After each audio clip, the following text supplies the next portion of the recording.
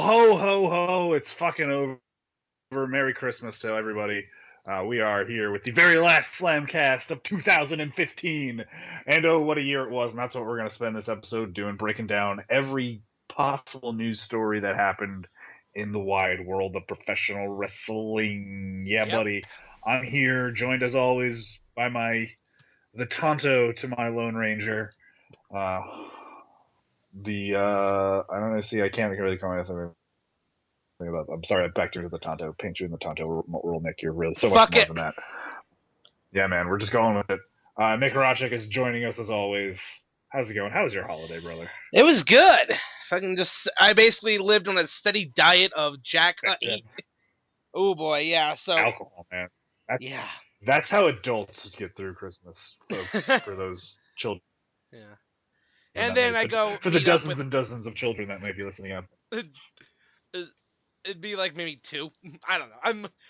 I went to the Hi-Ho, last night. I met with some friends. Basically turned into a goddamn high school reunion. It was offshore. That's what the holidays always fucking becomes. It always becomes a high school reunion. It ended up being a small high school reunion, not for me, but for my host that yesterday evening at my nightcap to my Christmas. Because I guess Christmas has become sort of a 2-day celebration now, where you kind of do the family thing before, and then you do the friend gimmick either the day before or the day after, something like that. But that's what we did last night, and good time was had by all. Miguel Leon is on the show as always. Miguel, did you please tell me you weren't stuck working on the holidays? Yes and no. I worked 5:30 to midnight Christmas Day, but I was able to spend Christmas morning with my parents, but I had to immediately run off afterwards. Yeesh, that sucks. That blows. Working on the Christmas sucks. I've been there. It fucking. You know what? I have to work it because I work Fridays. So the only good thing is that I got to set my date as late as I possibly could. Nice. Well, at least you get. Am I the only one noticing Brandon cutting out periodically? Yeah, we hope your Christmas was enjoyable. Yeah, he's cutting out. Yeah, my fucking internet. God damn it, Leroy. I don't know what. Yeah, you were dropping out really bad. All right, so let me end some things on my close the internet to my iPad. Yeah. Jeez. All right, how do I sign now? Sound much better? Still a little bit robot-y towards the end, but still good. Okay. All right, so we're just gonna go from here, and if I suck, I suck. Yeah. So yeah, continuing off from the point that we started again, because we totally didn't have to put an edit point in there. My Christmas was okay. Yep. I got a bunch of clothes, but I did get 2 things that I've been wanting for a while now, and my parents came through. I posted it online. I got a 22-inch widescreen monitor, which is something that I've been wanting, a bigger monitor. Nice. And I got a new graphics card for my computer, which has been really good. And this monitor is just freakish. I'm not used to looking at something this big, so I'm just kind of, I feel like my eyes are crossing. Trust me, it makes porn watching awesome. Let me just say that right now. So you're getting that. Phrasing, no. Miguel. No, you've not watched. Trust me, you've not watched porn unless you've seen it in 1080p. No, okay? That's true. It's very true. It's very true. You see all of the detail. No, it's very true. It's very true. I just figured I'd start that off quick since Dave's not here. Oh, yes. Yeah, and we do miss the Bristol Brawler. He could not be with us today because he's probably doing other things, and we might not have told him. We might not have told him about the show. He's probably asleep or something. Either asleep or working or fucking. Yeah, you literally sprung it up on me kind of last minute. And fuck, let's do it. Yeah. Well, again, I'm leaving tomorrow, so this was the only time to do it. So we had. This was it. This was our window. We had this very small window to record this show, so we're doing it now. May nothing fuck up. Knock on wood. May nothing fuck up further than it already has. Yeah. It's all right. Speaking of fuck ups, how badly did WWE fuck up the Royal Rumble for the second year in a row? Oh, all right. So we're just gonna get right into it. We're just gonna get right into it because the year did not start out very, very well for some people. I mean, there were. I always try and look on the bright side of things. A lot of people will approach it from the negative view. Yeah, it was not a good night for WWE to have the guy that they picked to win the Royal Rumble be practically booed out of the building. But again, I think this was the second year in a row where the fans were vocalizing the fact that they got the guy they wanted to win didn't win. Not the fact that they didn't like Roman Reigns. I think they would have booed anybody in that situation. Yeah, well, I mean, that crowd was anybody but Daniel Bryan. If they booed anybody, if it was anybody other than Daniel Bryan in the Royal Rumble, I'm gonna disagree with you on that because I mean, when they started booing when Ziggler got dumped, and then Ambrose, and it's like down to Big Show and Kane and Roman, it's like, oh, here we fucking go. Yeah, I think if it had been somebody that the fans were behind, they could have salvaged that. But no. I think at that point, the fix was in on Roman Reigns. I think too many people started to see through him. They started to see that WWE was starting to shove him down our throats a little bit too much. I mean, with the whole 2.0, I mean, he fucking entered the same point that Cena won in 2013. Exact same number. It was like, just not even trying to fucking hide it, guys.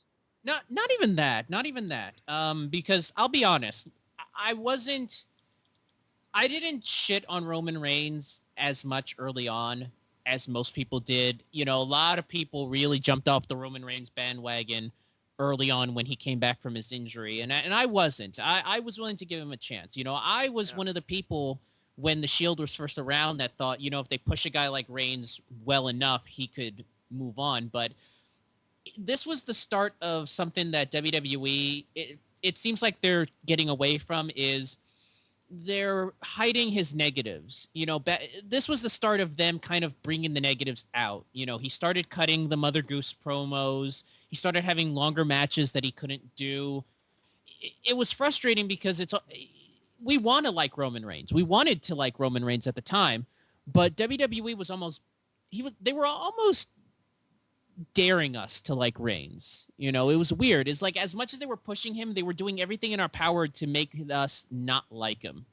And I think in the case of the Royal Rumble, it was less people wanted Bryan, more people did not want Reigns in that main event slot. That was kind of obvious, and I think that was one of the reasons why. And it was, spoiler alert, we are going to announce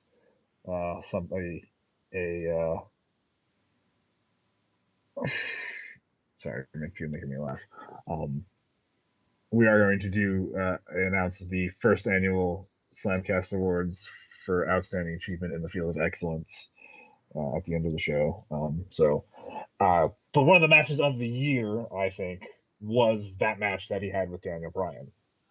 Just my personal opinion. Many people want to argue with me. I believe that was an absolutely fantastic match because you showed that if you put Roman Reigns in there with somebody who could work, Roman Reigns is a hell of an athlete, a hell of a performer, and one tough motherfucker. He will fucking put on a damn performance for you. And they had a match of the night, and Daniel Bryan made Roman Reigns look like $1 million, and it made me genuinely interested in a Brock Lesnar Roman Reigns match. I think the problem that WWE had when it came to that Royal Rumble matchup is the story that they told at the end was really bad. Like, I don't know who was the one that set up that Final Four, but I think if they'd have had the Final Four be Ziggler, Ambrose, Reigns, and Bryan, and then the final two be Bryan and Reigns, and Bryan be the one to kind of give him the handoff, similar to what they tried to do with The Rock, I think the fans would have they wouldn't have been as mad, or at least but they did it in I think it such was a Philadelphia, way. man. It was Philadelphia. Yeah. Those people were going to be mad no matter what. Well, we'll get to Philly when we get to the end of the year because that is actually surprising. Well, I can talk about Philly right now because I mean I was just in Philadelphia this weekend hanging out with our good friend Mr. Burhan. Yeah. Little side thing here for the podcast. Yeah, you got. That was an experience. That was an experience in and of itself. And I'll say this: Philadelphia, you live up to every bit of your hype. Every bit. Every bit. Philly's a great crowd, and I think once you can get them on your side, the sky's the limit. They just did not have them on their side for that night, and like I said, if they would have prepared a better ending to that instead of giving us Big Show and Kane, which even by that point people were just tired of, I think they probably could have salvaged something. It was just an overall bad story. They started cheering for Rusev. Yeah. Yeah, think about that. They started chanting for the evil heel Russian. So it was a matter of just Reigns, anybody but Reigns at that point. Yep. Yeah, it was. I mean, Brandon got to be. And from what he was telling me, and he was saying that B.J. Whitmer couldn't get a fucking word in. Oh yeah, no, that's what I'm saying. Like, when these people want to get behind you, Miguel's exactly right. They will be behind you full votes because everybody they liked. They cheered and they were loud and had chants for, and everything for. And if they didn't like you, like with B.J. Whitmer trying to cut a promo and just being booed out of the building by I mean, if there had to be at least a couple hundred people in that building with us that night, myself and Mr. Burhan included, we all joined in and not making cutting a promo for BJ Whitmer as impossible as humanly possible. Yep. And there are times when you go back to just being a fan and this stuff, and you could feel the hatred in the crowd for this person. That is heat. That's right. They did not like BJ Whitmer for messing with Steve Corino. Yeah. Excuse me, Mr. Wrestling 3. Excuse me. Mr. Wrestling 3. But I mean, Big Stevie Cool got a massive pop when he showed up. I mean, like if I want to put over the ROH show, but again, ROH lives up to every bit of hype. If you ever get a chance to go see ROH, do not miss it. It is some of the best. Yeah, and it would be a plan to go actually to the arena. I'm actually wearing my Pro Wrestling Crate Arena shirt right now. If you get a chance to go see ROH, go see ROH. If you get a chance to go see Ring of Honor in Philadelphia, of all places, you do not miss up that opportunity. And again, this is why me and Burhan being wrestling fans and him being in the great state and greater Philadelphia area, the week of Final Battle, it was perfect timing, and we had a ball. One of the best experiences of my life. Again, religious experience. I cannot say it anything else. As far I've witnessed wrestling in now 3 of the great wrestling venues in the United States that are at least still active. I don't know. Can you still go to see shows in the Sportatorium in Dallas? No, they shut it down. Yeah, so okay, you can't go see shows in the old Sportatorium in Dallas, so that doesn't count anymore. The Omni in Charlotte, people still run there. Ric Flair's old stomping grounds. But I've been to Madison Square Garden. I've been to the world famous Allstate Arena, the great Rosemont Horizon. Yep. And I've now been to the corner of Rittner and Swanson in South Philadelphia, which is every bit as sketchy. And I come from sketchy parts. And I'm like, holy shit, this has some murder. People have definitely died, not in wrestling related, but just probably in general. I don't want to, say, or just definitely been beat up. Maybe not died, definitely beat up.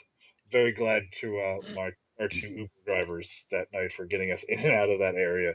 It did not seem like a place I really wanted to hang out at for very long.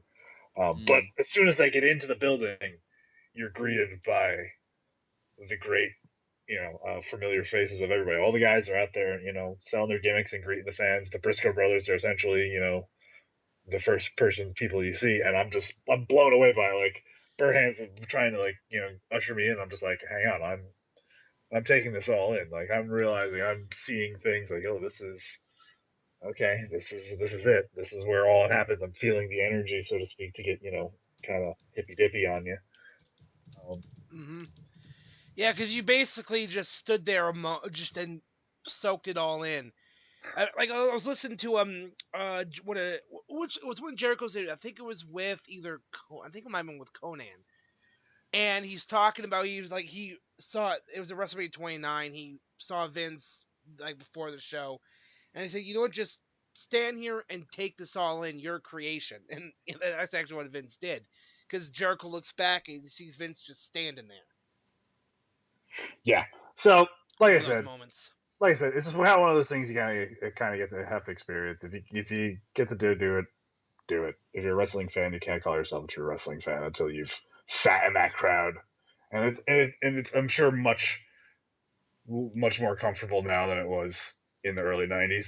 But I guarantee you that some of the people that me and Burhan were sitting behind and sitting with, they were probably right there in that, including a man wearing Zubaz.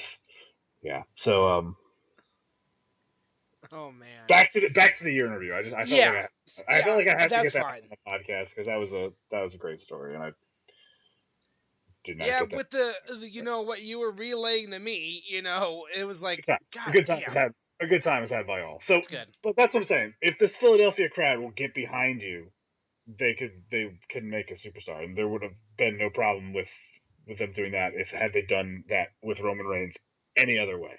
I just think just because the fact that the way they put Roman Reigns over in that night was just the wrong way to do it, and not even The Rock could save him. Yeah. But then going on, we go to the Fastlane match, and we go to see that this guy, okay, there's clearly something there, and if this is what we're gonna get, then let's see what we have first. Because Brock Lesnar, before this, I was like, Brock Lesnar will save us.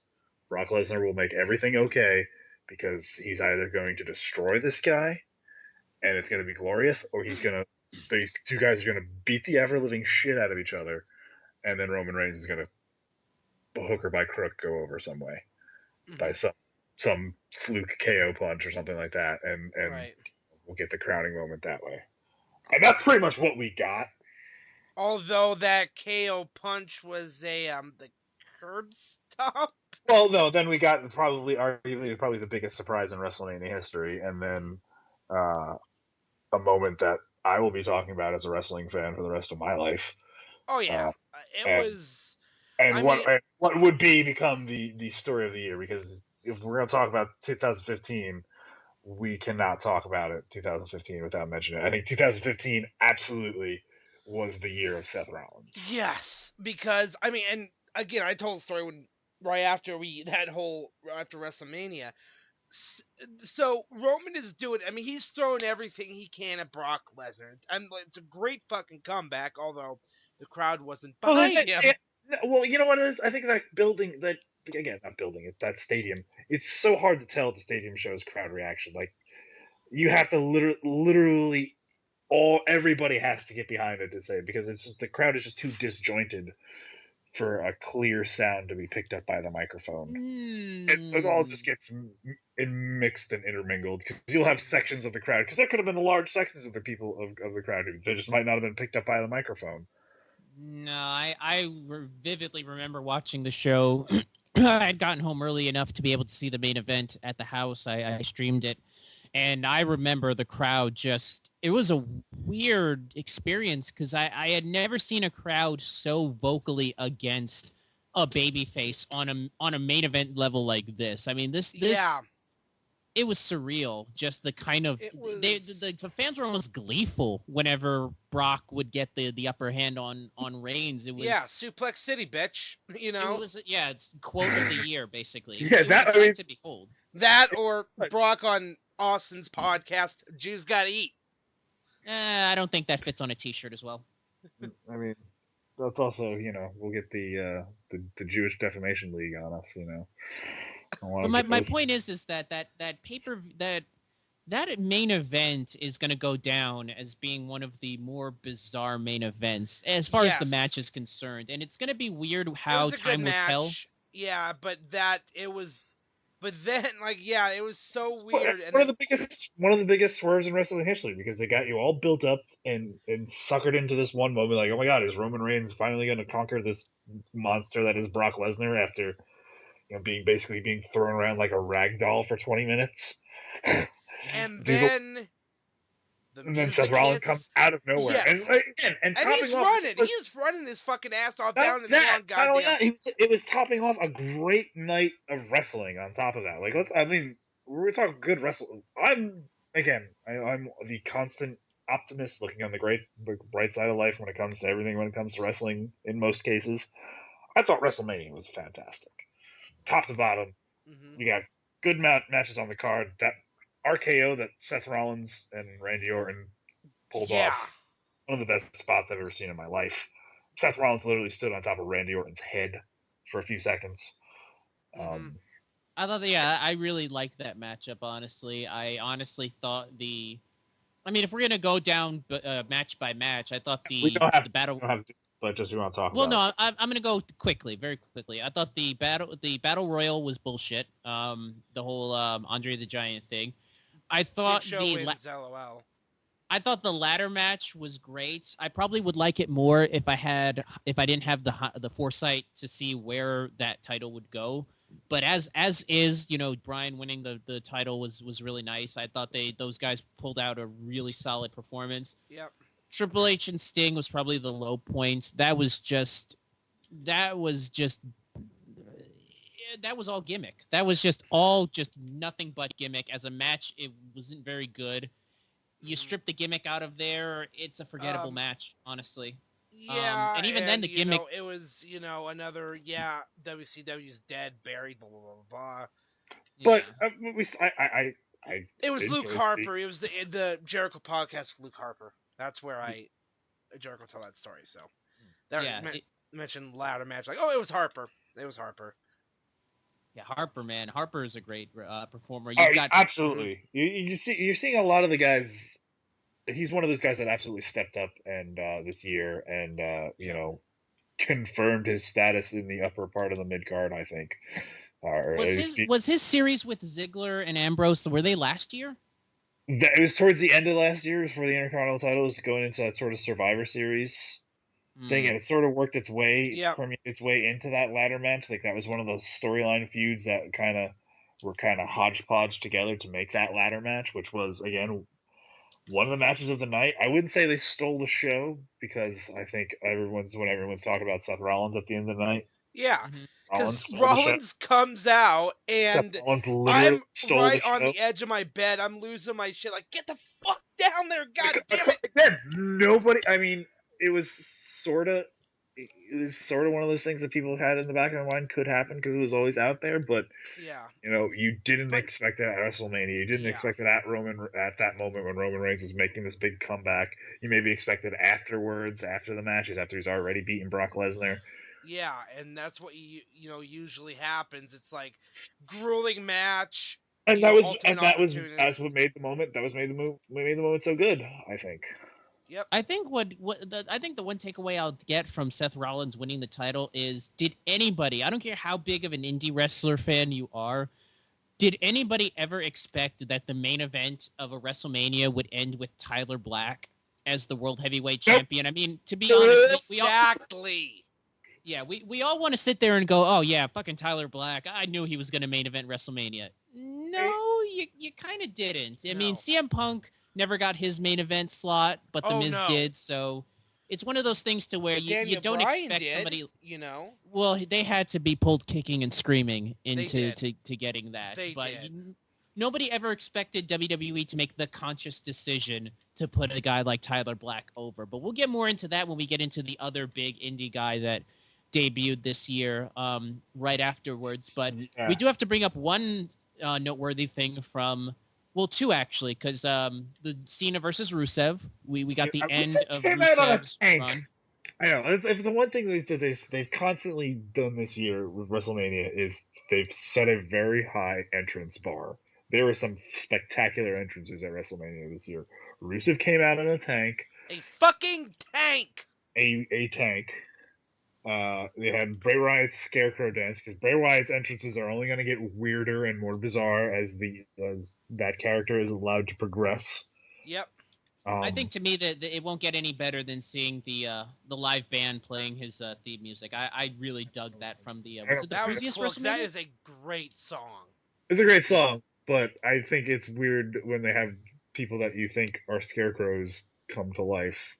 Like those guys didn't walk out, like they were placed out there, and they literally had to stand there, like still in front of 70,000 people. And that I will say, oh, go ahead. I just think that's an interesting trick, or unless they were all robots, which is even more of an impressive feat. I will say, if there is one presentation that I have to say I really was not a big fan of, and it's twofold. On the one hand, I really thought that they lazily put together Sting's entrance. Like, they didn't even try at that point. They had sense. Yeah, they had $50. They were like, pick up some Asians, on the coast, and put them in gis or whatever those ceremonial garbs, and just have them bang. There's a lot of Asian people in San Francisco, we'll just play up that cultural thing. Yeah, it's not like Sting is known for having a dark, moody entrance or an actual specific song that ties to him with a great intro. That people like, the rights itself. Yeah, you're expecting that moment. Yeah, no, that was the one thing that they failed to deliver on. And at the same time, though, the overblown Terminator Salvation or Terminator Genesis entrance that Triple H had, I still laugh to this very day. That's why as over the top and as bad of a movie product placement as it was, it still made my list, which is the official list. I don't care what everybody says, that I'm the editor-in-chief of the goddamn podcast. It's your damn show. Exactly. It's my damn show. Deal with it, Slapnuts. Yeah. I actually went... 2016, I'm bringing Slapnuts back. Please. I actually went back and rewatched that whole intro. There's actually a moment you could see where they pan over to Sting, and he just has the most confused look on his face. And I'm just sitting there going, I know, buddy. I know, man. I don't get it either. He's like, it's not working. It's not working. It's not working. Doing my thing. I'm going to point over to here to the side of the other people, because that was my thing. Used to be the thing. Used to be the point. WCW, like, I'm going to point over to this side of the crowd. And I'm going to point over to this side of the crowd. Yeah. Do that. Not working, guys. Hey, it's not working. Definitely not working. Definitely not working. And he knows what's coming, too. Because I think Triple H wasn't first. He was Triple H was second. He came out. And he knows what's coming. He's like, it's not working. They're not getting it. And what's gonna come is gonna fucking come, and they're gonna fucking love it and eat it up, and people are gonna be talking about it. And I'm gonna be the fucking joke. I got fucking Asians. Yeah. I didn't come to this goddamn company. Yeah, and can I also bring up one thing that's always driven me insane about what they've done with Sting this year? He's been wearing the ugliest coats I've ever seen. Those awful Sgt. Pepper coats. Those are awful. Like, how do you fuck that up? It's a black trench coat. I've got one in my closet that looks 10 times better than what Sting is wearing. I think it's like they're trying to play up on, what he was wearing when he first came out. Because when he first came out, he kind of had like the leather. It was the sequins leather jacket sort of thing. Like, sort of Bret Hart. Like, cause that's when Bret Hart was wearing the leather jacket. So, but they're not banking on that version of Sting. Nobody craves to see that version of Sting anymore. So they're trying to do the trench coat with that. Like, and it's clashing. It's like, either go full Surfer Sting or go full Crow Sting. Don't go somewhere in the goddamn middle. I think it's Sting. What? I think it's Sting wanting that decision. I think that's more of the creative choice of the person. Like, I kind of want to go back to this way of doing it. Wouldn't that be cool? I don't know. Probably, but we do have to bring up. We still got the Sting at WrestleMania. Like, how cool was that? Yep. It was, and if he had won, I think it probably would have been better remembered. But the whole thing with. Yeah, I mean, the whole thing with him and the New World Order and DX, like I said, there was just too many gimmicks in that matchup that it just too much. It was like, It was straight gut. It was a straight nostalgia pop all around. Like, oh shit, here comes the NWO. Oh shit, it's DX. Like, okay, I had a buddy of mine. I hate to cut you off, but I have a bit of a tangent. I had a buddy of mine at work. We were paying attention because he had WrestleMania streaming on his computer while we were waiting for calls, and he ate it up. He was like, "Oh man, Triple H and you're not gonna Sting. get your buddy in trouble here, are you?" No. I mean, I'm not gonna say who it was, but a friend of mine, we knew it was WrestleMania, and he was an old school fan, so he was like, I'm gonna pull that up and see what it is. So he found a stream and was pulling it up, and when that whole NWO thing came out, he was eating it up. He was like, wow, it's the NWO and it's Sting and it's DX, like. And I Kevin guarantee Nash you, didn't tear a quad. Although he did mime it. Did you see that moment where he? Yes, yes. That makes that whole thing. That's why Kevin Nash is one of my all-time favorite wrestlers. You gotta love Big Sexy, but yeah, he ate it up. I think that when it's all said and done, your average fan probably left this matchup feeling like nostalgic and happy, but I couldn't enjoy it. I mean, as a package, was just too much. It was a nostalgia pop all around. Yeah. But that does bring us to probably one of the more underrated moments of WrestleMania that unfortunately we have to live with. AJ Lee's final match. She was pretty much gone by then, and given her background, I give her credit that they gave her the propers and let her win, but it is kind of sad to think. She told them. Yeah, I think they're just kind of just like, I'm done. This is the end of my contract. Is done after this.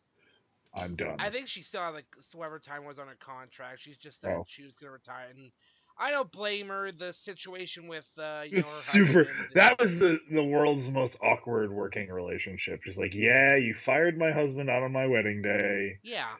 And all this other shit, and he's actually suing you. Yeah, you almost killed him. I'm still I'm holding your title for your entire gender division. Awkward. Yeah, we'll get to that division actually much later because that's another big bit of news. In fact, honestly, from WrestleMania to SummerSlam, is there really anything much we could talk about except for that? I mean, was there anything else? The rise that we saw, Kevin Owens, because we talk about things that we never expected to see happen, and I never expected it to be in 2015. Again, it's going back to what we've said before. It's like, what the hell are you smoking? And give me some, please. Yeah, exactly. Because if you would have told me 5 years ago that Kevin Steen, was going to make his debut on Monday Night Raw against John Cena for the United States title. Yeah. Or, sorry, in a promo, I guess. He didn't really... And he was going to powerbomb him into the mat. Yeah, I would say you're on drugs. Give me some. Very, very good drugs, and I want some. Yeah, because it's one of and the video of his son Owen just watching it. And I'm not saying I'm not saying like the fact that he's done well is unexpected. It's the fact that he's even in that position. That's what blows my mind. Because that was the biggest group of signings, last year. Tommy, Owens, and Balor, all those guys. And again, the roster is so good right now, so good. Like there's just so much talent on this roster. We can talk about that later, but yeah, Kevin Owens this year has just been absolutely killing it. And in a period of time when Seth Rollins was in his ascendancy, because again, the people were just being fed. We talk about all the people that were just fed to Seth Rollins for him to make look really good, but then at the same time, Seth Rollins is, Seth wins, LOL. It's all about keeping that belt on him and making that champ look real strong. Yep. Kevin Owens became, the subplot of the year, and what some people called the real story of the year. Again, the fact that a guy could go from the Independents to NXT to the main roster against John Cena in 2 years. I don't think anybody else really could have done that because, again, I think he came in with the reputation from the independent circuit. Certain enough people that watched Raw already knew who he was, so it didn't require that much introduction. Even before NXT, they knew who he was. Mm-hmm. But yeah, it was just one of those moments. Just it happened organically, and it was brilliantly well done. I mean, it would go on to have one of the feuds of the year, and if you would have thought that I would have said that, again, no amount of drugs would get me to believe it. And then he becomes the Intercontinental Champion. Again, going from there, just he's absolutely had one of the breakout performances of the year. I think we could say. I don't know if he made our list of breakout performers. I think he's in our he might be in our Superstar of the Year category. No, he did. He's our breakout performance of the year. Yeah, he did. That's a awards category we have on the First Annual Slamcast Awards for Outstanding Achievement in the Field of Excellence. Announcement special coming later on in the show, and probably by the time this episode goes up, the voting will be well underway for the First Annual Slamcast Awards for Outstanding Achievement in the Field of Excellence. Yep. Simpsons references for the win. Yes. Yes. Yeah, man. Dangly parts. So, all right, we want to talk one of the other big moments of the year, other than Kevin Owens' ascendancy and the rise of Seth Rollins. Because we talked about Roman Reigns in the beginning. That storyline is still brewing. We're going to come back to that later, because Roman Reigns is still around here. He's floating around in the mid-card. He's having very good performances, even though, a match against the Big Show is a match against the Big Show. And no offense to the Big Show, but... Fuck the Big Show. Might be time. It might be time to... Just pack it in, call it a career. I don't want to tell an athlete to do that, but it's like I said, he's healthy, so he can do whatever he wants. But it's just like, you got to do something else. They got to find something else for him to do. Because again, when he was with Jericho, he was interesting. When he was with the Miz, he was interesting and relevant. He's still young enough to where he could go into movies. I mean, I've always thought he was funny in some cases. Exactly. He legitimately is entertaining as hell when they give him. And it's just, they have to find something for the Big Show to do, because they can't. It's one of the things that I don't know how much longer we can't go reach the point where as soon as we hear the Big Show's music, the audible groan that comes from the audience. It's the Big Show. That's what it's going to be. That should be so. What? Time. It's the Big Show. It's time to take I actually have a question about that, and I wanted to get you guys' thoughts on it, because I don't remember the Venom against the Big Show being this bad. I just think it's people are tired of the world, the big guy shtick. I think honestly, the moment for me that he kind of turned that corner as far as tolerance. When they tried to flex his acting muscles? No, well, yes and no. When they fed him to Stephanie McMahon. I think that whole storyline of him being bitched out by Stephanie and not really having any sort of catharsis. They neutered him. They neutered him at that moment when he just realized that he's just a guy who made some bad business deals. Would be a wrestler for the rest of his life. I think that really is what killed him was that. I mean, any sort of mystique as far as being a big guy threat. He's literally the wrestling equivalent of Homer Simpson. Yeah. He's only working just to feed his family, doing this just to feed his family. Mm-hmm. And he has nothing else he can do. Yep. There's literally nothing else the Big Show can do. I mean, you can honestly say the same thing happened with Kane when they associated him with the Authority. It's funny how the two most hated wrestlers on the roster are Big Show and Kane. I think the Kane thing is different because I think the Kane thing is at least kind of funny.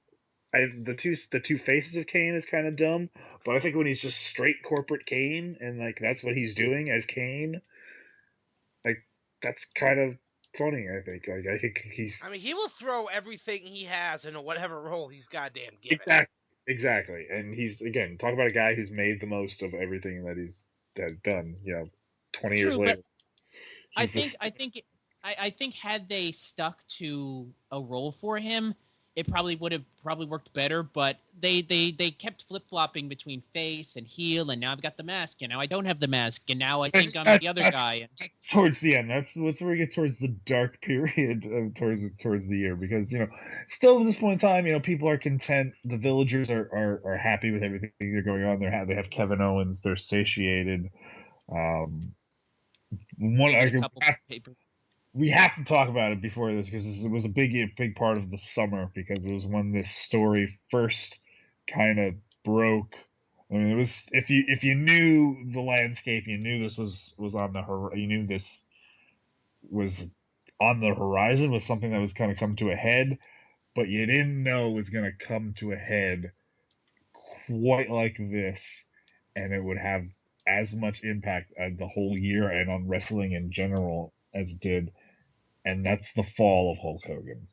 I mean, oh God, I spent enough time talking about this on this show that I have to spend at some point. We have to talk about it at least. It's you know what? Here's the thing: the fall of Hulk Hogan really has been happening ever since he first left WWE. I mean, we're talking. I think that fall is now fait accompli, my friend. Yeah, the fall started back in 2010. I like that Latin references. Where are the podcasts where you're going to get Latin references? Yeah, the fall of Hulk Hogan started in 2009 with the whole Bubba the Love Sponge thing, and then there were the dark years in TNA, and then they brought him back. His son paralyzing a guy and trying to get a reality show.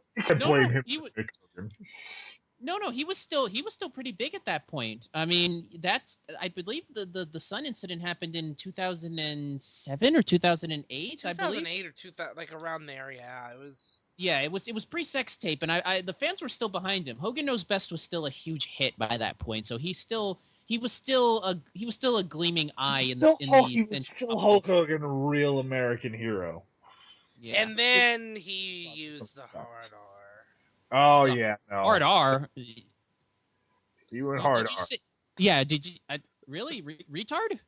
No, like, the N word. You said hard R. I'm like, what? Oh, that. Okay. Yeah, because I believe that is you say it with an A, you're totally fine. Yeah, I know I might be. I'm a white guy, and what gives me the right to say that? But yeah, I grew up in a town where that's like a word I hear every other day. Yeah, West Philadelphia, born and raised. I know. Like, I hear. That's where I spend most of my days. Here we go. Now we're going. I'm from the hood. I'm a white boy from the hood. What do you like? I grew up hearing that word. It's a part of my vocabulary.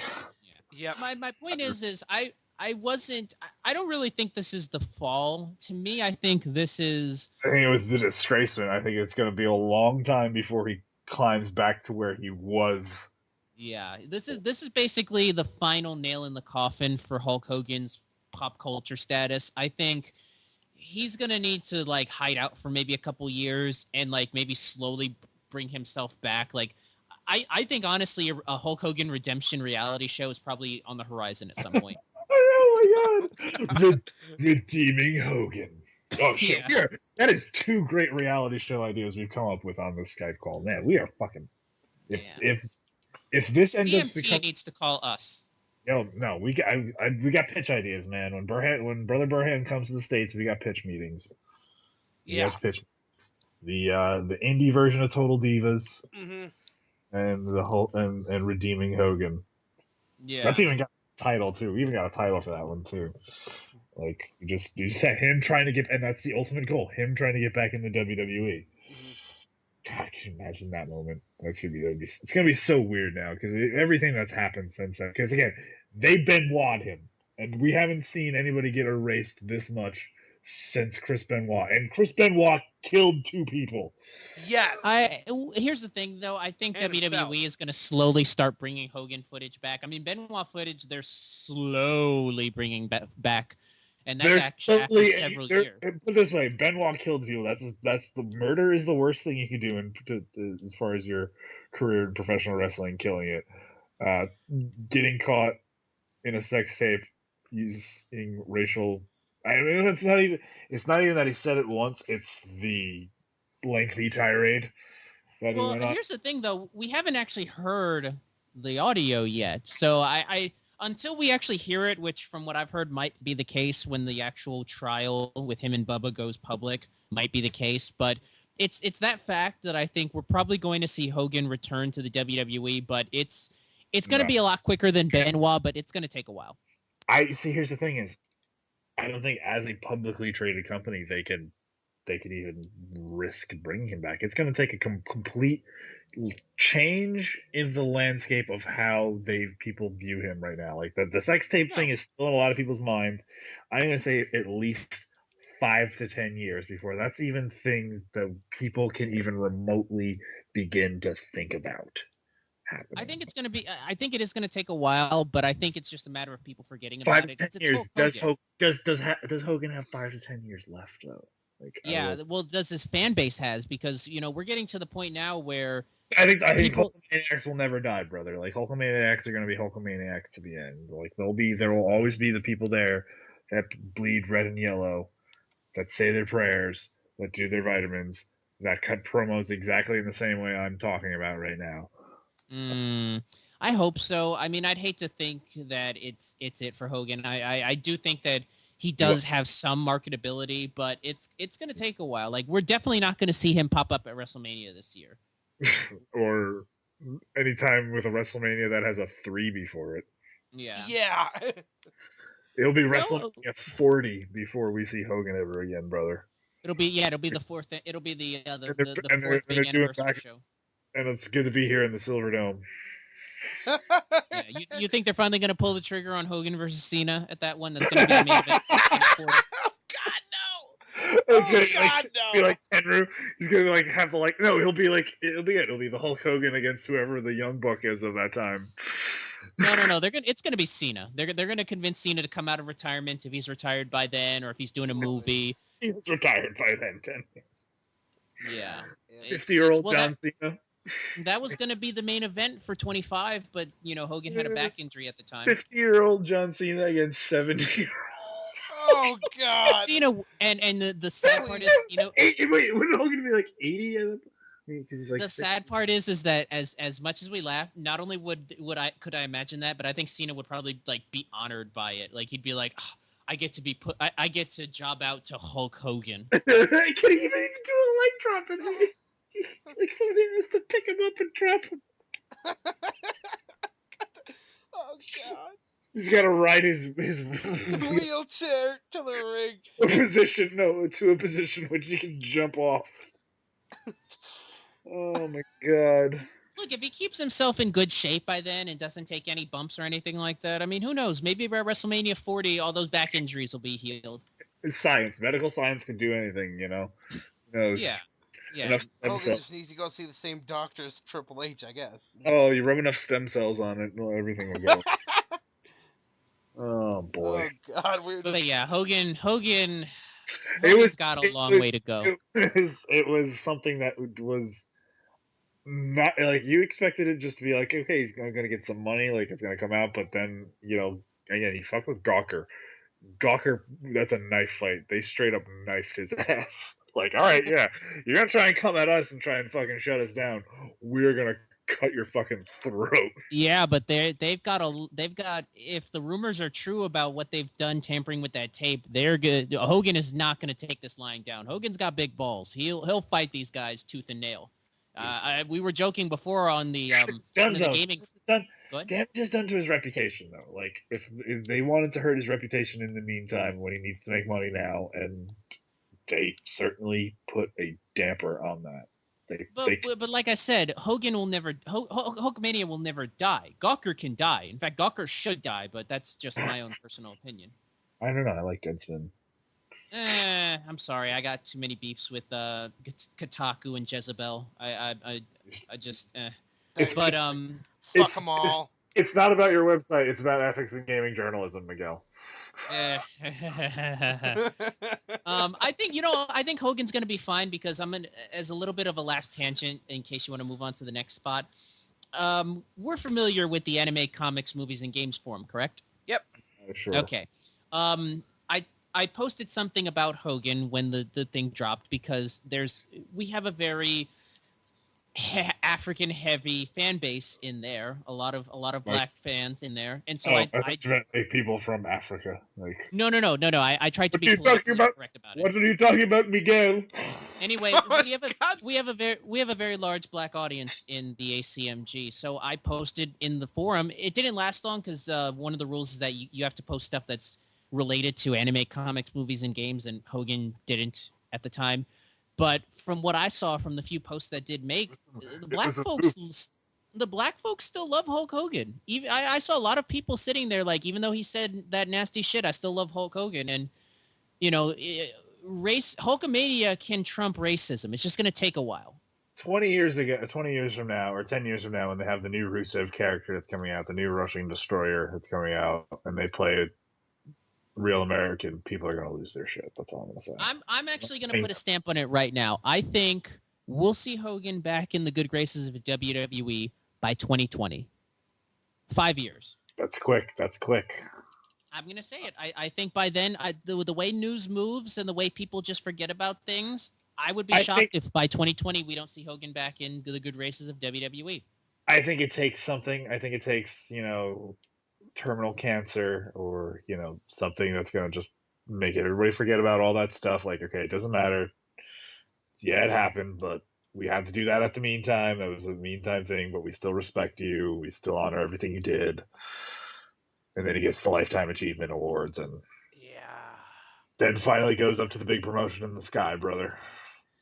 Hopefully he'll last to 2020. I would hate that. I'm pretty sure he's in pretty good health. I mean, I'm not Hulk Hogan's personal doctor, but I would like to assume the Hulkster is in good health, brother. And we'll make it to 2020.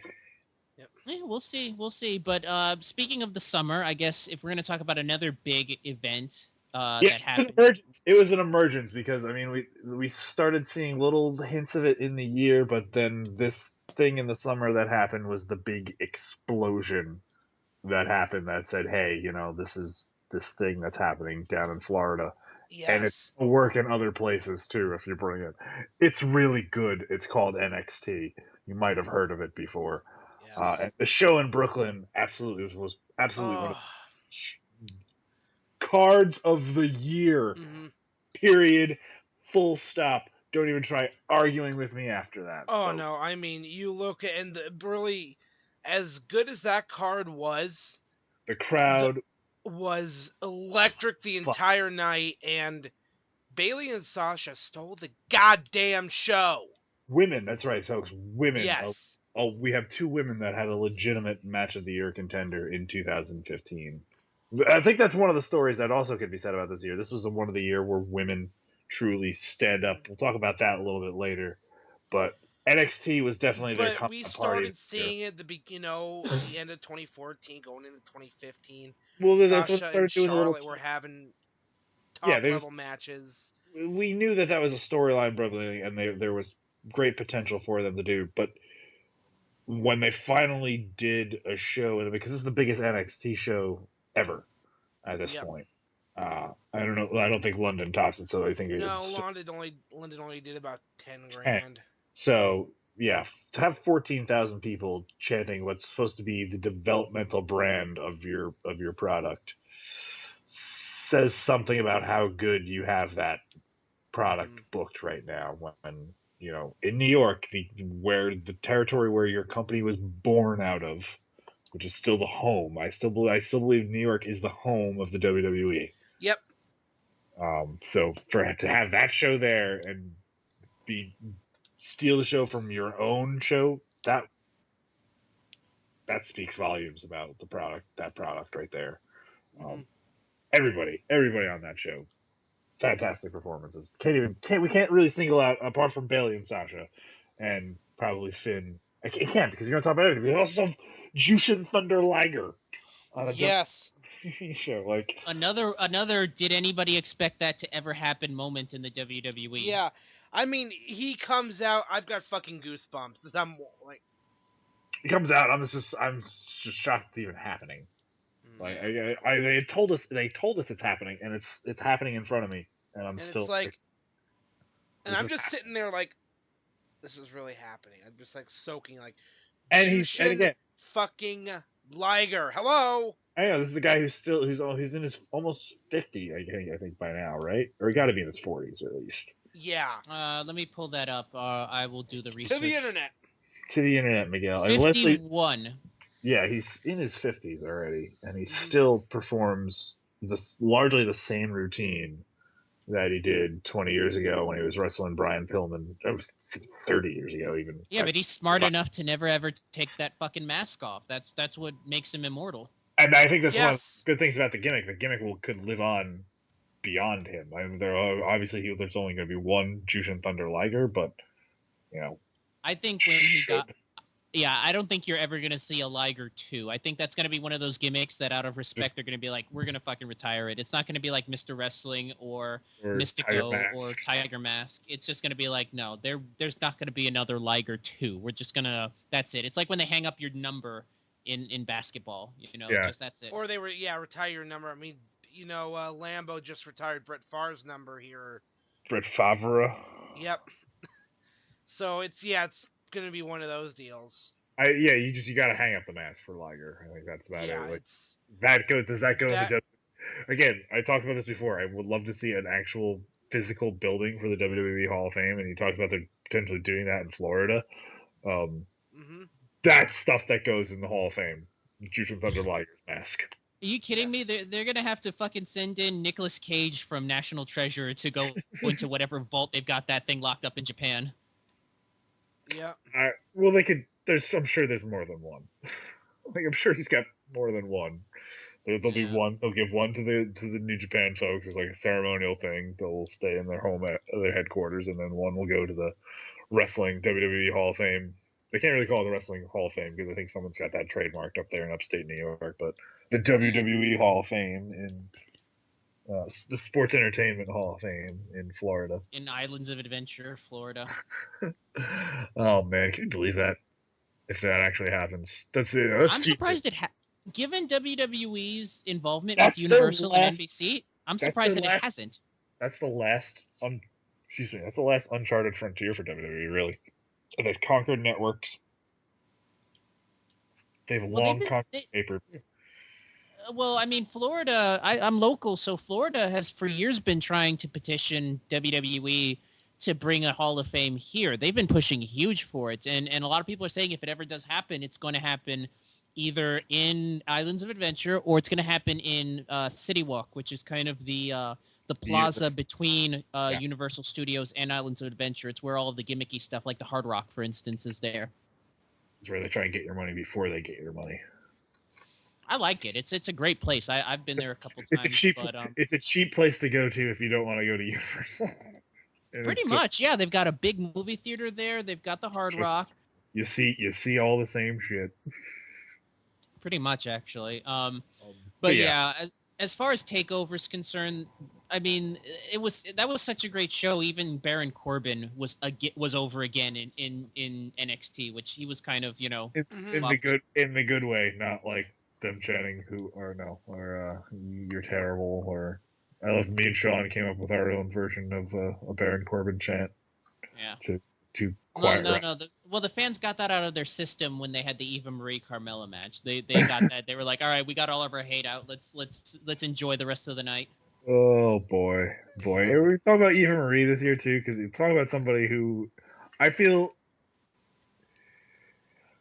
I want to say this. I'm an Eva fan. I'm pro Eva. I think they're not done with her yet. No, they honestly aren't.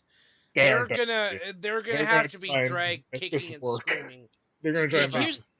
Here's the thing. I think WWE is now starting to realize that pushing her as a face was a bad idea. If they really get behind her as a heel and really embrace the things that people hate about her, she could be the female equivalent. Well, not female equivalent, but she can be the wrestling worker equivalent of Vicky Guerrero. Like Absolutely. She can get the hatred.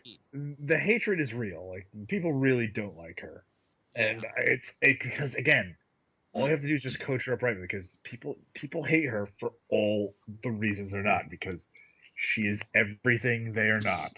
She is a beautiful, in shape woman that fell into a gold mine because of her looks. And the fact that she is so shit in the ring really does cement it. Like, it is so ridiculously underqualified for the position in which she is. She becomes immensely qualified to be a heel. Yeah, exactly. Like it's to me, weird parallel thing that goes on.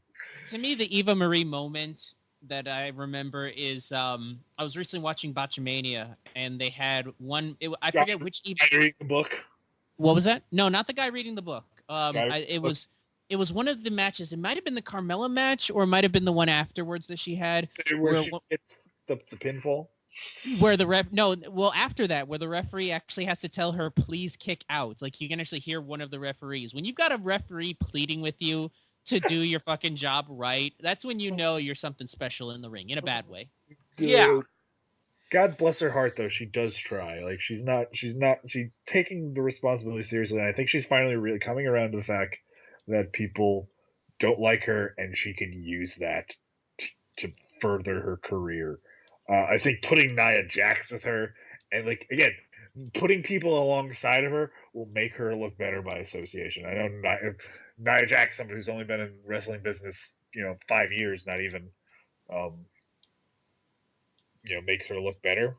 2 years. How long has Nia Jax been actually training? 2 years? Something like that. Let me look her up. She's a very relatively newcomer. Like, I think she might be the first person that's exclusively performance center. Like, that's another thing we're coming into different generations of talent. Like, people that came in FCW, and then people that came into it through exclusively performance center. Yeah, it's gonna be a real good dynamic going forward if we're talking about things going forward. Yeah, I'm still not buying Unremarkable Kong, as I like to call her.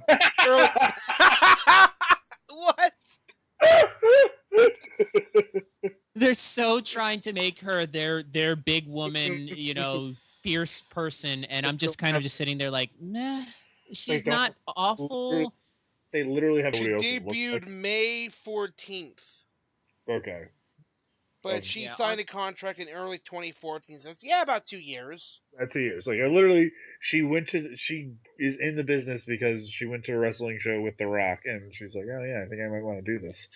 I think on the big woman scale, she's probably one step below Jessica Havoc, and one step above, what's her name, that was on that season of NXT that didn't make it. I forget her name, the big, giant, white woman. If she was a fetish model, what was her... the one that got axed for... I got a joke. If she was a fetish model, would Travis like her page? But probably, yeah. I don't see it, man. I can understand Travis's taste, but not even her. I don't care if this makes the show at this point. Yeah, we're just jerking off at this point, guys. We're just having fun. I couldn't let it go. If Miguel, Nick, if you edit this out for the sake of the show, I do not blame you. But if this makes the show because it was such a funny joke, fucking go for it. I'm not censoring your humor, man. Never censor me. Not that I listen to you. No, but let's go back to. It's funny we're bringing up the women as far as like NXT takeover and all that, because that brings us into the other big development of this year. This was when the women really, I think, stepped up and said, hey, we're not just going to be sideshow take a piss matches. We're going to actually have storylines that you're going to want to care about. At which point the hand of WWE booking said, yes, you are. Yes, you are. We're going to try in some ways, but we're also going to try and do it this other way, because we do have women watching this show, and they legitimate talent. We have women want to watch women. Women want to watch other women. I think. I don't know. Is that weird? Yeah, I'm still on the fence as far as the whole Divas Revolution, which is what I was hinting to, because it's it's still WWE trying to kind of the stupid bullshit that. Well, what we have seen now, and if it's one thing that the Divas Revolution has successfully done, it's moved away from we're going to find hot women out of the catalog and teach them how to wrestle. And then teach them how to wrestle, and then immediately push them in. Like, at least we're finding them, we're going to teach them up first and bring them in the right way to the business. I mean, they're still trying. I mean, they're still trying. They're still hold ultimate open tryouts, and that's a lot of their female participants are not people that come from outside of wrestling. And have They've still got the Diva Search, because if I remember, that was one of the things that they announced that they were bringing back for the network. No, yeah, because they gotta find content for that network, baby. That network is fair enough. I mean, fair enough. Network, it needs I mean, Breaking Ground is, from what I hear, is a fantastic show. Absolutely fantastic. I haven't watched it because my buddy got released, so hashtag still bitter. Still bitter. Look. I will say one thing. If it hadn't been for WWE's desire to bring on hot women for the sake of a reality show, we probably would have never gotten JoJo, and I don't know how the world would be if we didn't have her. I'm starting to really turn around on her. You're the only JoJo fan. I think I like her. She's as a performer. As a performer, she's mediocre. But have you seen that ass, though? I mean, we're just saying. Oh, now we've gotten into the perverted portion of the podcast. It was bound to happen. Talking about the divas, it was. I mean, we miss you. Truly do. Burhan. Yeah, he would just completely drag this. This would be the part he would go into it, and I would be trying to turn around the bus at this point in time. Like, all right, can we please talk about anything? I mean, I know I've made no bones about how much I love Bayley and Sasha, but let's take the high road on this. And again, it was the women show that they're not just going to be afterthoughts. And yes, as much as they try and hold them down by putting them in 4-minute matches and throwaway slots in the card, they are having meaningful matches. Putting Sasha in a damn snowman getup, dumping eggnog on Becky Lynch's head. Yeah, they seem to really. That's my big problem with the whole Divas Revolution is that they seem to be just. It's all talk. Yeah, it's all talk. Not even talk, but it's the fans are handing you this on a silver platter. You have the workers to do it. You've got the fan base that wants it. And, they're just sitting there going, let's give more time and effort to the Bellas because, we got to get that E-Network money. So it's just the Bellas do sell a lot of merchandise too, though, by the way. They work so hard. They work so hard, you guys. They do have a lot of fans. I'm not saying that there are, for whatever reason, I can't explain it either. Miguel, I don't get it either, but there are a lot of people that are Bella Twin fans. And they are beautiful women. Cannot stress enough how attractive Brie Bella is in person. But I just don't get it. I don't get it. I'm probably one of the few people that actually likes Nikki Bella. I do find her hotter than Brie. Nikki guy? You're a Nikki guy better? Oh, no. I have a thing for the plastic look. What can I say? You like a real woman. Actually, the quite opposite. That's a real woman right there. Yeah. But like I said, I mean, they could go so much farther with it, but they're just kind of content about being in this slot where it's like, I don't know. It's almost they're so content with the setup they have now. They don't want to risk anything. Before though, like a few years ago, they were literally just there's no storyline to the matches. It was just okay. The Divas champion is going to take on this person. Divas champion wins. LOL. Yeah. Mm-hmm. Now there's at least storyline. We have 3 female factions on Raw. Yeah. I will say that we are a step up from the dark days of the Eve Torreses and the Michelle McCools and the Ashley Massaros and the Marias and just women that really had no business in the ring. At least these women know what they're doing. All right, okay. Maria took in a very excellent Meltzer driver this past. Yeah, I was gonna say Maria's gotten a lot better. Eve Torres, She married into royalty. She like that. I will give you everybody else but Maria. Maria has come far. Okay, all right, fine. We'll swap out Maria with Maurice. I think that's what I was thinking. I was thinking of Maurice, you guys. Thinking Maurice. Okay. Maurice in that. Yeah, but like I said, I mean, they can go so much further, and it just seems like they're not wanting to. And I think that's what's frustrating to the fans. Mm-hmm. Yes, they're not. They're on the cusp. But we're not quite there yet. But they're doing something. They're doing something as opposed to doing nothing. And that's what I think they're doing something. They're actually united. They're actually a part of the show as opposed to just being in the background or being attached to something. Yeah. Mm-hmm. Let's see. What else can we go on from? Well, you had a thought? I think what else we talk about because it was a big story of the year, and we're talking about people that have breakout performances because it is one of the awards that we have in our first annual Slamcast. Slamcast Awards for outstanding achievement in the field of excellence. It's almost 3:00, folks. Give us some slack.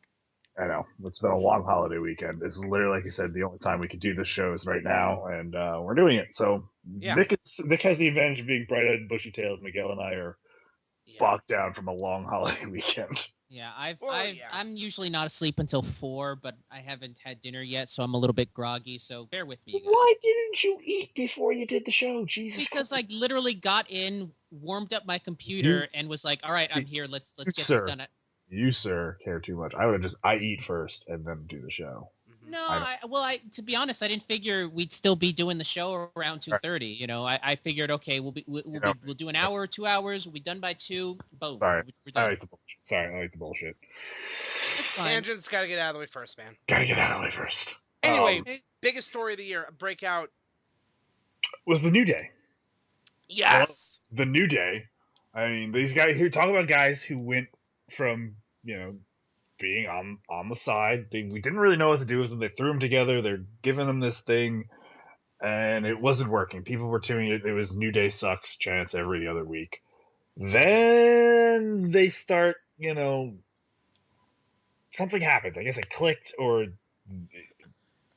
they turned them heel. At some point in time, whenever they decided to turn heel, that's when it flipped. And then it reached epic godlike status when they put microphones in front of them. And they realized, holy crap, we have 3 guys that, when put together, are, in what I think, just brilliant on a weekly basis.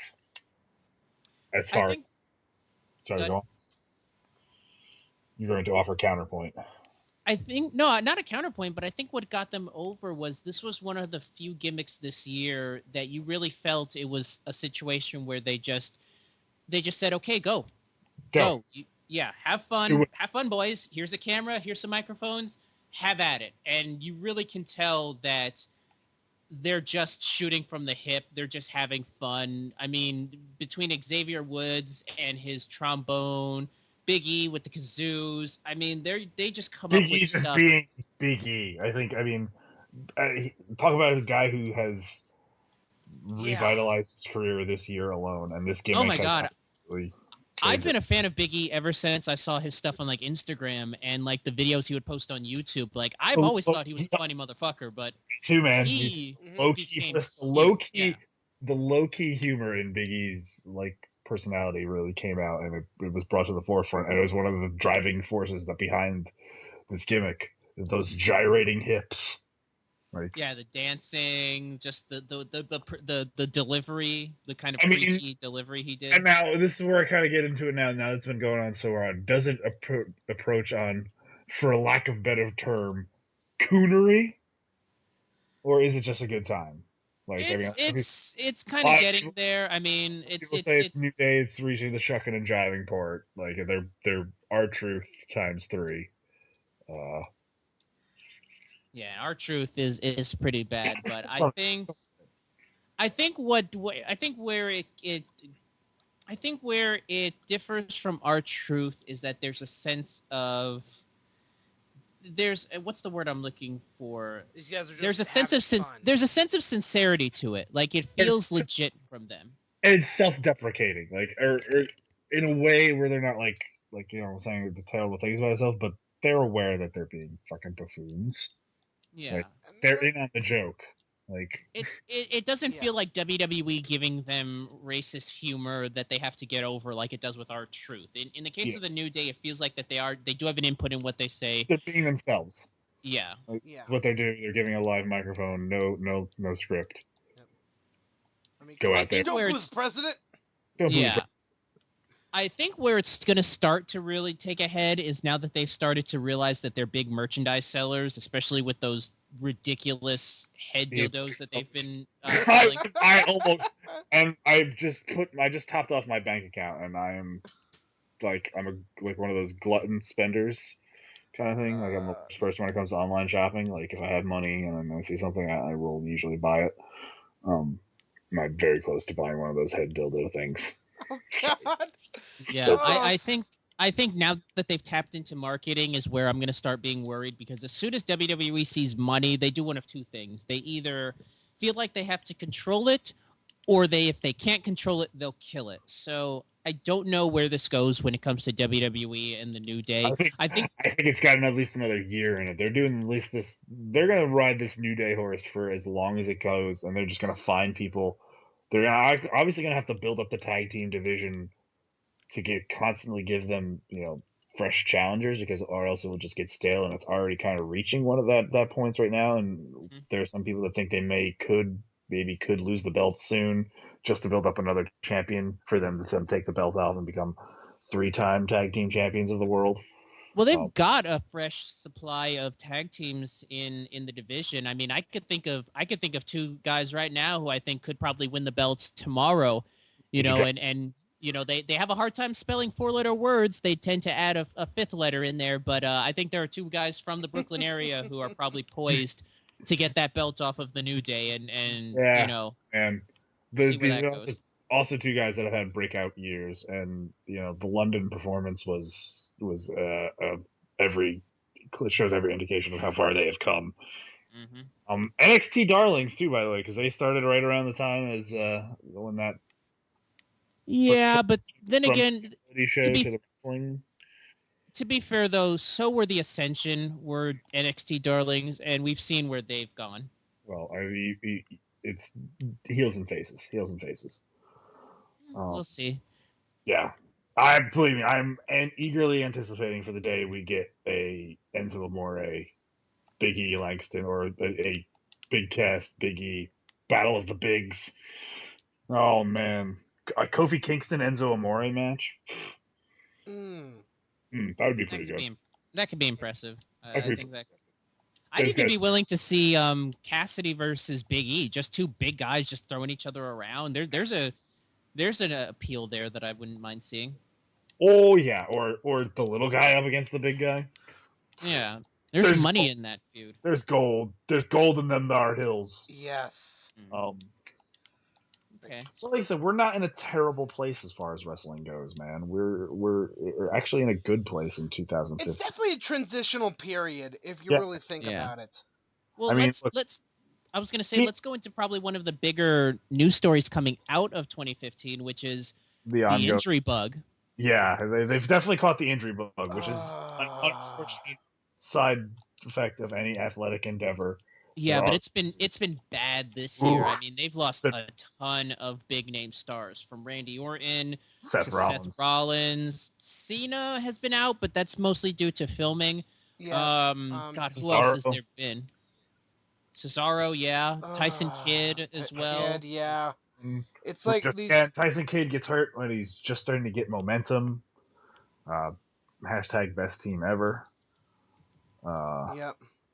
Man, just absolutely terrible. And it's expected for superstars to break down. These are superstar world-class athletes performing a very high physical performance. Oh shit, we forgot about Daniel Bryan. Daniel Bryan just seems permanently injured at this point. Yeah. We have to talk about that situation, because that situation, that's going to come to a head in 2016. I really feel that and we might not get the positive resolution that we got last year. I think WWE is bracing us in 2016 for a tell me a lie and say that you're my hero.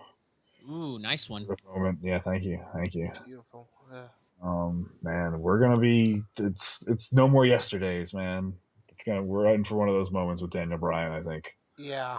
Yeah, but this is probably one of the years where the roster was so thin, because WWE has always suffered from a thin roster within the last few years, but when they started losing guys like Bryan and Rollins and Cesaro, guys that were really starting to get over with the fans, I think this probably is the year that they felt probably the thinnest. You didn't have you didn't have those workers that you had built up, even fan favorites that you tried to bury, like Ambrose and Ziggler. By this point weren't even doing it, honestly. Like I love Dean Ambrose, but I don't know if he was nearly as big as he was in 2014. 2014 he was huge.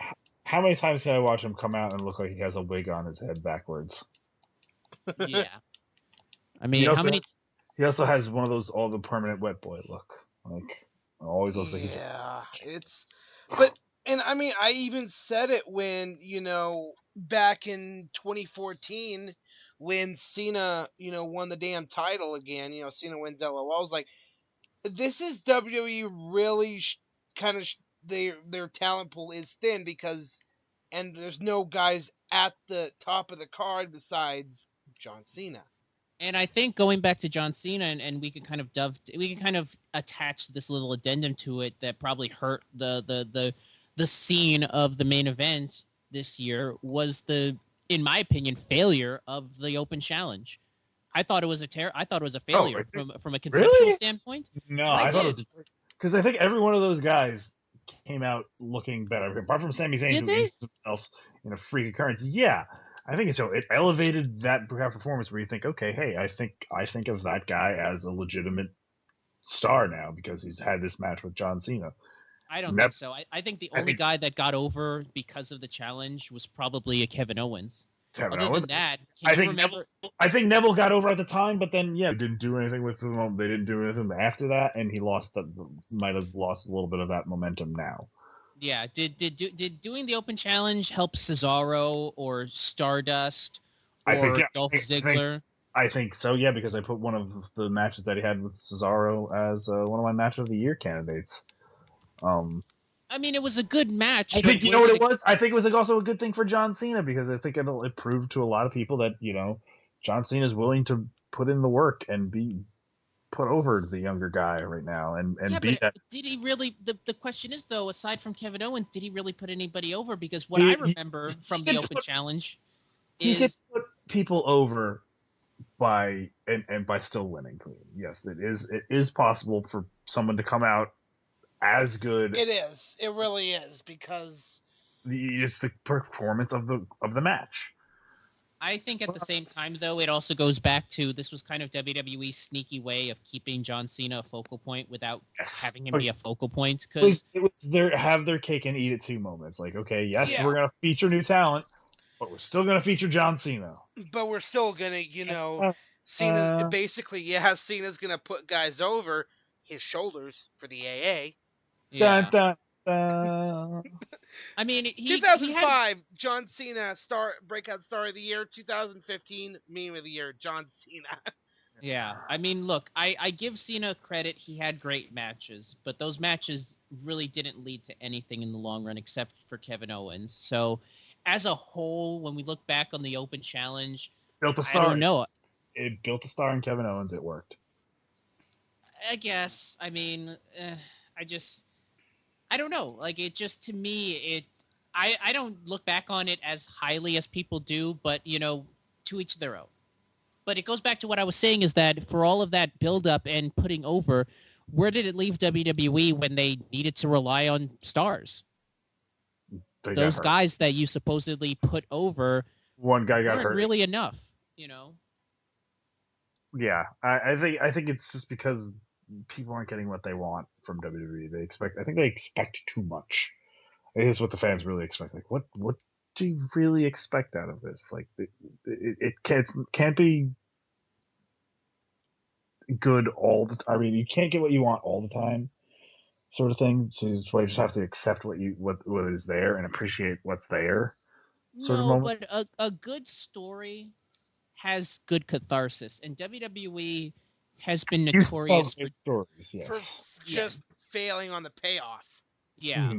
And I think the end of 2015 is really where the fans started to slowly realize that. And the villagers are mad now. Yeah, and it wasn't even anger. It was more apathy. They were just kind of like, I'm done. If it was anger, they would at least still be watching the shows. They'd be vocal. There would still be that fire that there was at the beginning of the year, even if it was hatred.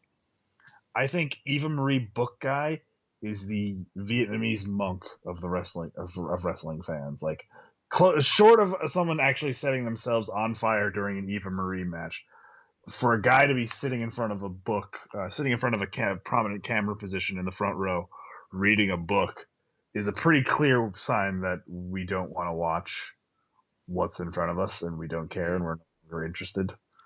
Yeah. So that's maybe the best thing I think wrestling fans could do. Bring a book to wrestling. wrestling shows, and when the wrestler that you like or don't like is on, go read a book.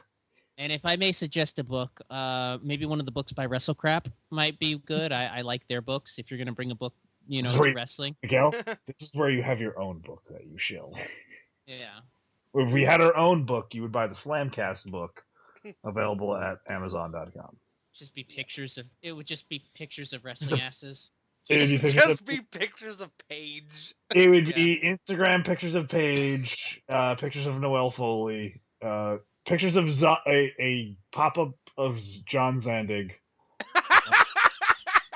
Can we put a little button on there that says Jesus? Yes, like the old like those books that you push the thing. That's what we need to make. Yes, that's what we need to make. We're bringing it back. What were those fucking books called? I can't even remember what they were called. I know which ones you're talking about. Yeah. I remember wanting when I was a kid. My parents thinking it was the dumbest thing in the world. I think I was like a fucking kid because I was like 10, 11. I was like, I don't care. It's Ninja Turtles and it makes noises. I gotta have. Was it Ninja Turtles? I think it might have been Ninja Turtles. Every franchise has had one of those books. I know which ones you're talking about. Yeah, man, it was so good, so good. But yeah, going off of that, I mean, the roster's been a wrestling version of that book was so great. I just wanted because of the Zandig button. Jesus. That's one of the things I miss about being on BTR was the soundboard. I mean, we need a way to get a soundboard here for XSplit so we can just have a Jesus button or a Sheik button. We have it. We just gotta get over it. It's not as instant. iTunes. But yeah, speaking of. Thanks, Nick. Thank you, Nick. I love that. I do too. But yeah, it's funny that we talk about the thin roster because we do have one bit of news from the summertime. The return of the undead dick kicker. 5 years. Again, this was the major storyline of the fall, I guess you could say, or at least what you kind of look at WWE television sometimes, like North Korean state-sanctioned television. Like, this is what they're feeding us. The glorious dear leader, Vincent Kennedy McMahon, wants you to celebrate his great creation, The Undertaker, having his 25th year anniversary. And, that's a pretty big deal. That is, dare I say, the most over character in the history of all time, because they didn't have to really change it that much in 25 years. Well, the American Badass was a complete departure from the dead guy. I like that. I like that version of Undertaker. But the fact that here's been a guy who's kept himself around for 25 years at the top level of the game and become also one of the most respected names in a business where respect is the best currency you have, and a lot of times you have. I agree that he's very respected, and I do respect the gimmick. This year, however, was the year more than any other that you started to see the age on Undertaker. I thought there was some matches, like the one match that he had, the match that he had with Bray Wyatt at WrestleMania was okay. It was okay. Yeah, there was some moments there that were just like, maybe he should just do this one or two more times and then call it quits. But then there were the matches with Brock Lesnar over the summer that were just like, especially the Hell in a Cell match, where I was just like, maybe he can go for a few more years, and maybe he can work I'm not saying he's going to be on Raw every week at his age, but maybe he could work, 1 or 2 months a year and be on the road and do, a match other than WrestleMania a year. Maybe he's pushing it because he's looking like, what he's looking like? He's looking like an age. There are times, yes, when he definitely looks his age, and it's like sad. It's like getting like when Flair was in there at that age. No, he looks like Dee Snider looks now, like with the eyeliner and the long stringy hair. He's got aged metal rocker trying to get back on tour look going on right now, and I don't know, like that's like 15 minutes into a match though. We're getting up to the lead up to that point is usually pretty good. No, don't get me wrong. I like Taker, but I think his days as a regular performer are pretty much done. Like if we ever see Taker again, it'll be for very, very special situations. How does that call end? I mean, how does that gimmick end though? Does he ride off into the sunset? Like they acknowledge it as this is his last match, farewells and all that other stuff. Because I think if anybody deserves a public curtain call from the entire roster, it's the Undertaker. Like guard of honor, like walks through everybody and they give him the round of applause publicly on camera, not behind the scenes. Honestly, I think this WrestleMania should be it. Honestly, I think you paint a beautiful picture. You have Taker you induct Taker into the Hall of Fame. You have him be the main event here at WrestleMania. You have him. Taker. Basically, what you do is you put him against Cena. I think that's going to be I still push that's going to be the Undertaker matchup for WrestleMania this year is him versus Cena. And I think if there was ever a matchup to go out on, I think that would be it. I think too much. There's too much going right now. Good. Brock Lesnar can carry the weight of the hatred of breaking the streak because he's not there every week. He doesn't have to deal with the wrestling fans. He exists. Brock Lesnar does not exist in the same world that we all do. Yes. John Cena cohabitates some of that world, is on some of the, on that plane, but obviously not on our level. But John Cena, I don't think can carry that burden. I think, or being the Undertaker's last match. Being the Undertaker's last match, I just don't think. I think there's going to be a lot of people that'll just have that negative stigma with him. I think it should be announced as the Undertaker's last match. I think if the Undertaker is going to have his last match, he should go to Vince. This is it. This is my last match. Have everybody, honor him on the show, like the announcers and stuff like that, if they want to stand up and applaud him and all that other stuff. But just don't mention it. Like just Undertaker walks off, or better yet, just Undertaker disappears. That's even better. Where is the Undertaker? The Undertaker has disappeared. He's gone away. The lights flick. The lights cut out. They come back on, and you just see an urn in the middle of the ring. Yep, that's it.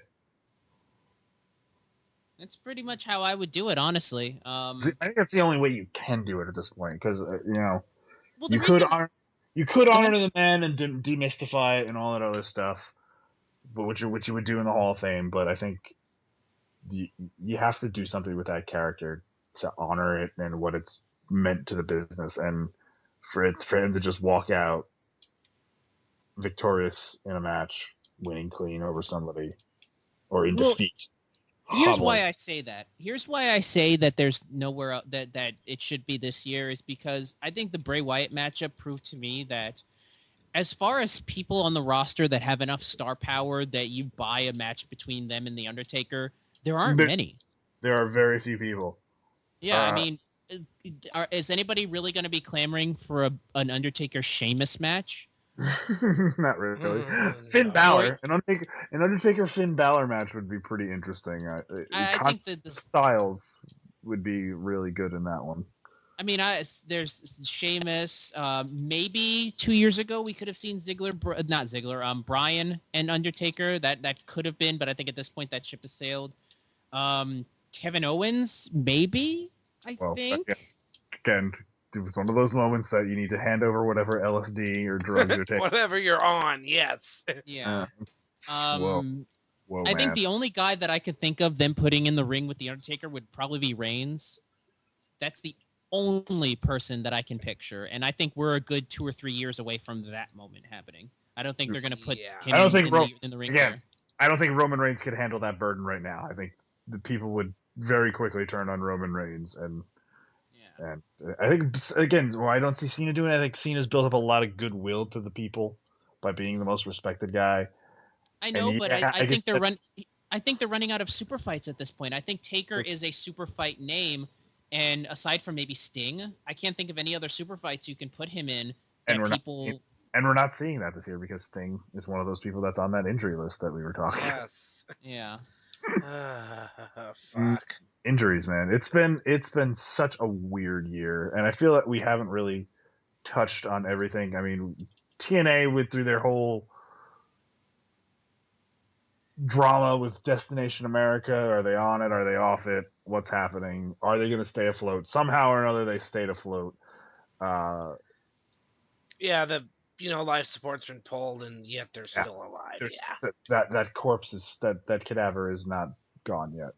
I think at this point we can pretty much agree that Dixie Carter worships Satan. Yeah, she has made some sort of blood magic with the Red God, and she is sacrificing babies or who knows what.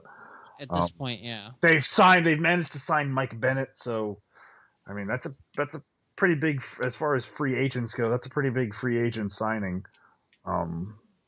So that's a thing. I'm not saying I'm going to watching Impact Wrestling just because Mike Bennett and Maria are there, but I'm not saying I won't. I'm not dead ass. Sorry. I'm just saying that'd be a hell of a way. You go through this whole world title series thing and then have Mike Bennett just literally come in day one and steal the title away from whoever wins it. I think they've already filmed who has won the world title series. Well, that's why TNA is not letting never going to go anywhere, because the way they do things. Yeah, I don't know. We'll see. I mean, if idiots. Sorry. Who knows? I mean, at this point, TNA still has enough of a name to where I guess they can make a guy like Mike Bennett into a star. I mean, they did the same thing with EC3, so who knows? Maybe again, this is a guy who's already coming in with a name from the independents. I guess he's not like a superstar name. It doesn't scream it, but this was a guy that I would say that they could have poached from WWE. Because I'm sure there was interest from that side of Florida. Who knows, man? Who knows? But they somehow able to stay alive. But they've been usurped. Yeah. There's a new player or a new number 2 destination for talent in this country. Just the United States of America. I'm not going to talk about the UK or Japan or anything else, Mexico. But Ring of Honor has definitely, in the power void or vacuum or disturbance that Destination America dropping TNA caused, they added Ring of Honor for a few, like sort of like a test balloon for wrestling. Didn't really work out the way they thought. They're going to go someplace completely different with the network, which leads me to believe if Ring of Honor had been a huge breakaway success, would they have doubled down on wrestling and just added more wrestling, and we would have gotten it would have been the wrestling channel destination? No. I actually had the chance to watch Destination America over the past 2 days. My family has the second level 2 Bright House network plans, so they actually have those advanced channels. And shit. Destination America, I think, knew where their money was, because their whole entire network now, and it's actually going to be transformed into this more, but even at this point, they're big into reality show gimmicks. That's all. Oh my god! And they have some of they're awful in the most awesome ways possible. I adore the programming on Destination America because it is some of the worst TV I've ever seen in a good way. Yeah, no, it's absolutely stuff that you watch while you're at home with a head full of cough medicine or whatever. But when you're blitzed out of your mind, there was a period of time there where they replaced the wrestling show with another wrestling show, and maybe they could have doubled down on that and been the wrestling network. Who knows? But yeah, Ring of Honor has become now the preferred destination for not only talent to go to, but it's become a place for talent to develop too. They have the Ring of Honor dojo. That's really, increased its talent production. I think bright things are only on the future for Ring of Honor. The deal with New Japan is only going to continue to draw more eyeballs and more butts in their seats, which means more money in their pockets. Kerry Silken is one of the, not to suck up, polish the ROH knob some more, but I mean, how many promoters, they don't chant Vince McMahon before WWE shows. Like, Kerry Silken comes out and hypes the crowd before those Ring of Honor tapings. Very few promoters who come out and do that and are as over as that man is. Well, I mean, Dixie Carter was over with the TNA fans for a little while until they saw through her bullshit. Until they realize it's all just smoke and mirrors. Yeah. I did kind of mention it because I hate to kind of end it up on a dream though, because we did see some somber notes. We did see passings of 3 absolute titans of the wrestling. Yeah. I mean, Nick Bockwinkel, Dusty and Piper. I mean, they were just, I mean, even in wrestling. Yeah, Piper's death. So many legends were dropping this year that it was just depressing. Don't want to talk about it that much, but I think Piper's death resonated beyond wrestling. Right. But Dusty Rhodes' death hit the wrestling world hard because there are just so many people. Everybody has a Dusty story, and I think this is going to be one of the things that we'll see, even we'll see it on interviews and podcasts and stuff like that. People sharing their stories of advice he gave them, and help them understand the craft better. Because I think very few people understood the craft better and what worked and what didn't work, and how to elicit reactions from crowds, and how to even elicit reactions from other talents too. Few people understood that better than Dream. Well, the thing about Dusty that most people don't realize is, whereas somebody like Ric Flair, who owned the South, has pretty much tarnished his reputation, Dusty was still had a positive view in pop culture. You know, he didn't have the hard times, as they say, that Ric Flair has gone into. Yeah, yeah. He didn't have to pay for alimony. Yeah, he was able to keep a good bead when it came to his pop culture stance. So when he died, I only got one ex-wife. When he died, it was probably on the same level for the South as it was when Macho Man died. You know, it was on that same level because Hogan by that point had pretty much killed his reputation, although he hadn't said the N-word yet. But Dusty was kind of on the same level. He was kind of the Macho Man to Ric Flair almost. You know, that worker that was just as popular, but because he wasn't the guy. But it was Dusty's connection to the behind the scenes aspect of it that really solidified and made him, because again, there's so many people, everybody, most I should say everybody, more than people that don't have positive stories about that guy and how he helped them understand what they were doing and how to do it better. And even if it was just from major things like actually coming up with names for people, or even if it's just like little things by just like, telling people to facial expressions. It was so weird. It still bugs me out that TNA had at one point Dusty Rhodes in as Booker. And like they anything with it. What? And they couldn't really, gain any significant traction. I mean, it might have been.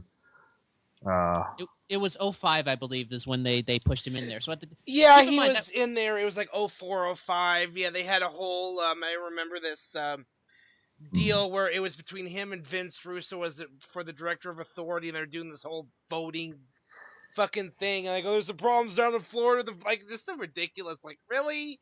And it was basically Remember they would do the hanging chad bit before with Al Gore before the 2000 election? Yeah, it was. Gonna get over. They're gonna love it. I mean, Dusty was the on-screen. They're gonna call in on the hotline. Well, Dusty was the on-screen gimmick for when they decided to give the final, blow-off match for AMW and Triple X at 6 Sides of Steel, which is one of my all-time favorite matches. So. Yeah. But then again, at the time, you had Dusty Rhodes, Scott D'Amore, and I believe Cornette was also signed with them at this point, wasn't he? 05, or was he still with Ring of Honor by this point? I think Cornette was with Ring of Honor. Cornette came in later. I don't remember. I thought Cornette went to Ring of Honor after TNA. No, he was with Ring of Honor before. Oh hell, I don't know. I think I think he was like in and out with Ring of Honor. I don't know. I'm not gonna bother looking it up. He was there before TNA because he was the one that was a big part of the CZW invasion. When it was CZW invading ROH, he was a big fixture of that, and I remember that was before his run in TNA. Jesus. Well, my point being, yeah, Dusty at this point had still not tarnished. He kept a good beat when it came to pop culture. So when he died, like with Macho Man, I think it resonated more with people than, let's say, and I hate to say this, but if it happened to Ric Flair. I think if it happened to Ric Flair, people would be bummed, but they wouldn't be as shocked as they were with Dusty. Yeah, I think it was the shock that got them more than anything else. It was the shock of the loss, because I think Ric Flair, you're not really shocked that he died, because Ric Flair lived a certain life that, you're not surprised that he's Ric Flair made it to this far. But I think, yeah, it will be something that will resonate for a long time, and we even have something even to memorialize him already. I mean, within months after he died, they already had a memorial tournament after. They're already capitalizing on the gimmick, baby. They're already using him on death. Sorry, sometimes the dream speaks through me. Yes, we're gonna have you dedicate your matchup to me there, Paige. But we're gonna have you lose at the same time. It's gonna work out at the end, baby. Don't worry. Don't worry, Bailey. You're gonna wear the wristbands. They're gonna put the polka dots on it. They're gonna get you over, baby. You're gonna have the wacky waving inflatable arm flailing tube man. Oh no, that's Bailey. That's Bailey. No, we want her to win, so we ain't gonna have her dedicate the matchup. Yeah, no. She's gonna do is a whole little tribute of honor to me. I'm gonna be there in the main event, stealing the show on Bailey's wristbands. Yeah, but we're gonna job the shit out of you, Paige. Don't worry about it. Oh boy, darn. Yeah, I still remember when she dedicated her matchup to Paige, to Dusty, and then lost. So yeah, make what you will of that. Oh man, he must not have cared. But yeah. Try not to end the year-end review on a nice note. Well, let's talk about something. Let's talk about the true end to 2015, which is Roman Reigns finally getting Philadelphia to like him. Because again, we started by talking about this at the beginning, but it's a good way to end it, because we're gonna bookend it perfectly. God, that's why you're on this show. Yep. Yeah, it's Roman went from getting booed out of the building in Philly to Vince McMahon coming back, and again, I'm probably sure he pulled all the talent aside backstage and, okay, I'm gonna take a Superman punch. Watch how I sell this bitch. What's selling? Vince doesn't know how to sell. He just told him, listen, you gotta hit me as fucking hard as possible. We gotta really sell this thing, man. Just lay it in. This man is still unconscious from that Superman punch. Oh no, that's actually I don't know who said it, but I remember reading about it where in matches, Vince outright tells them, "Look, I don't know how to sell, so just hit me." That's why Vince's matches are so brutal, is because he doesn't know how to sell, so he just tells people to just lay it in on him. Yeah, he's not an athlete. He's just in really good shape. Yeah, just beat the fuck out of me. Like, that's why I love Vince McMahon matches. I'm a sucker for them. That's why I love Vince McMahon, because he's willing to let people he pays punch him in the face. Yes. Oh, but listen, this entire time while we're having all these stories about Kevin Owens and Seth Rollins is having a breakout year, putting over pretty much everybody and their mother. Having great matches with pretty much everybody and their mother. Roman Reigns was kind of in the background. Roman Reigns was still having good matches. Almost won the Money in the Bank, but that led into something else with Bray Wyatt, which ended up being a significant program for the summer for him, which was a good feud. Yep. People were coming around. They weren't booing him as much. There's always going to be the boo birds that are going to be, vocal about their discontent about him. Yep.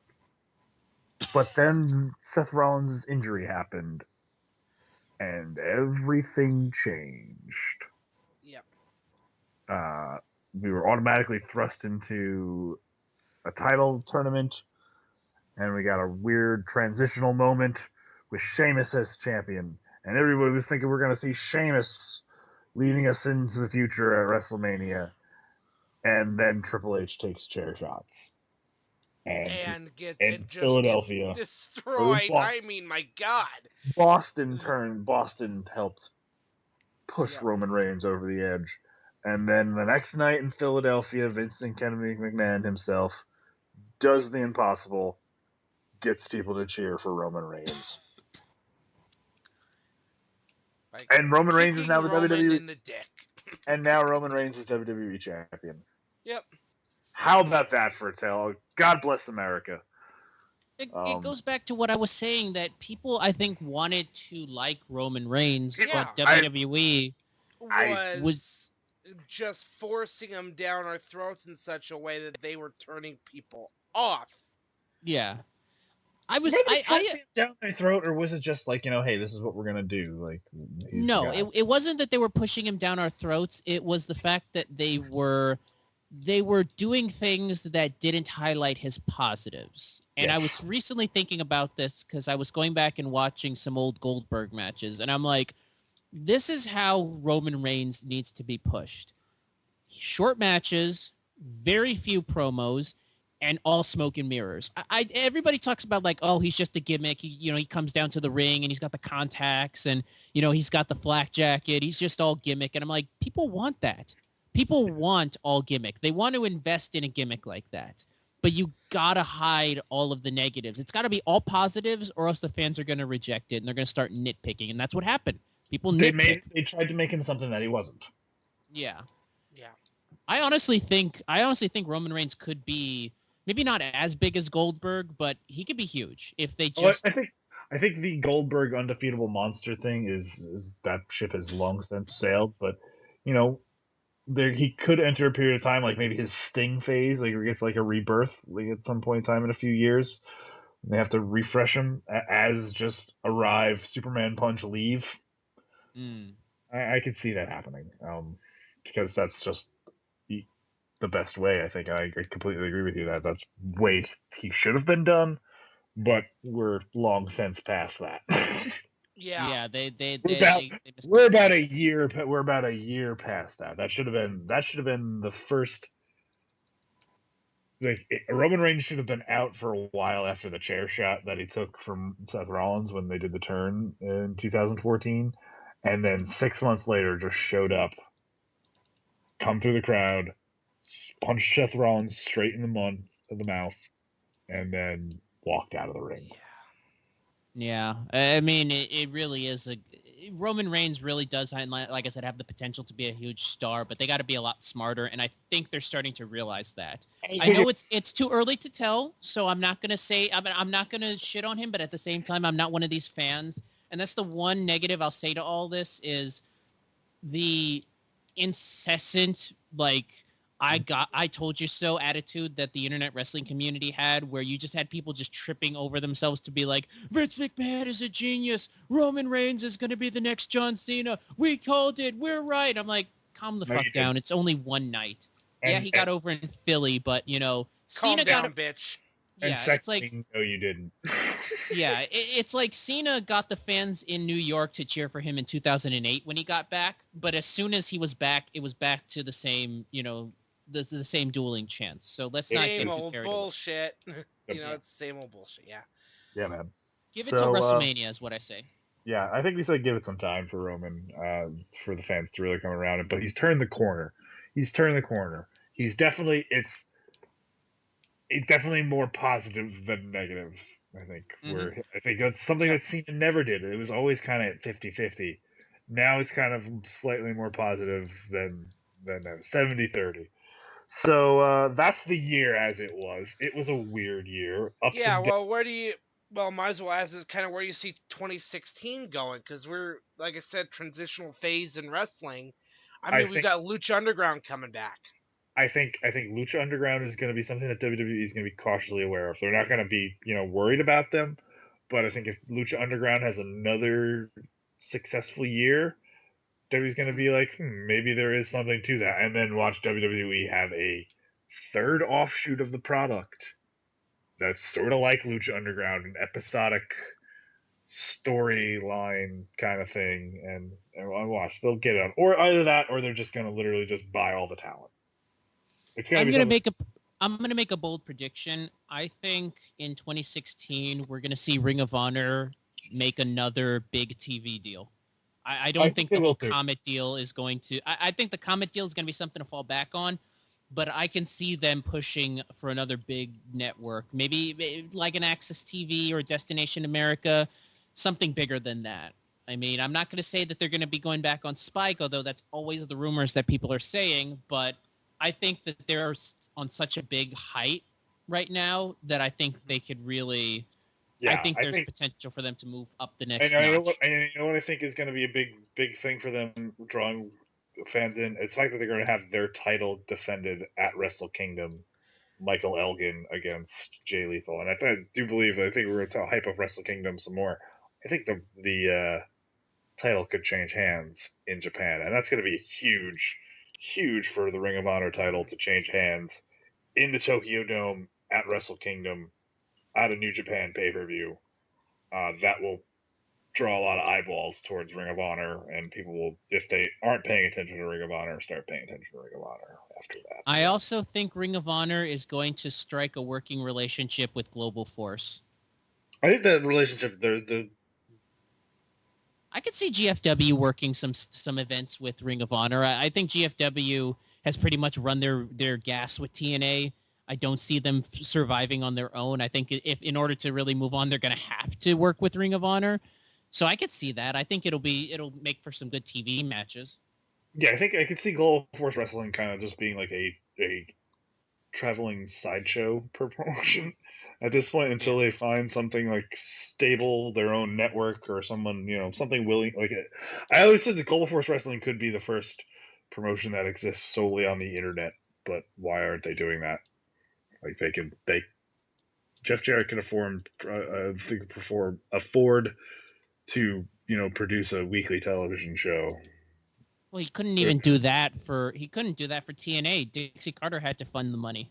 That's true. Maybe he'll find somebody else. Maybe he'll find a new mark to do that, and they could do it themselves and literally get all the ad money themselves, all that YouTube money. I think this is one of the year where we'll see the internet taking even more. Social media is even becoming a huger part of wrestlers' lives. Global Force will be the first wrestling promotion to have a channel on Twitch. Its own Twitch channel, exactly. Yes, something. It's gonna be something. They're gonna have to do something because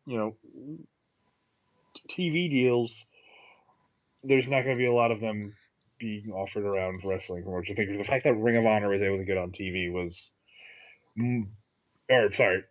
wider distribution of television than they already were on before.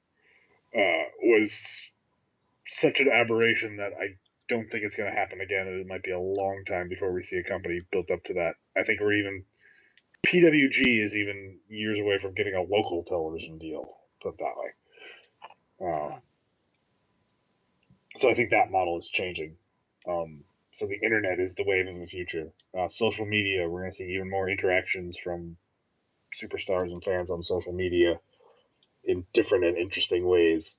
You also might even see superstars trying to branch out and do other things, and I think WWE is going to encourage them to do that, to have something else to draw on. Emma already has it with her cooking show. Xavier Woods has his gaming channel. Yep, up, down, and Taste of Tennille, all that. Yeah, I think they're going to find a lot. It's going to be like the Zack Ryder, we're called the Zack Ryder effect. They're going to tell people to find other things to draw in viewers for them. Meanwhile, Zach Ryder's like, wait, I did that shit first and you buried the fuck out of me! See, wait, what happened was, well, no, I think Zack Ryder did it in a very marky way. Like, Zack Ryder, used industry terms and, like, oh, I'm trying to draw money, all that kind of stuff. You never want to be the first to do anything. Exactly. Don't be the first guy. Yeah, Zack Ryder, unfortunately, was the first guy. Yeah. First guy always gets shot.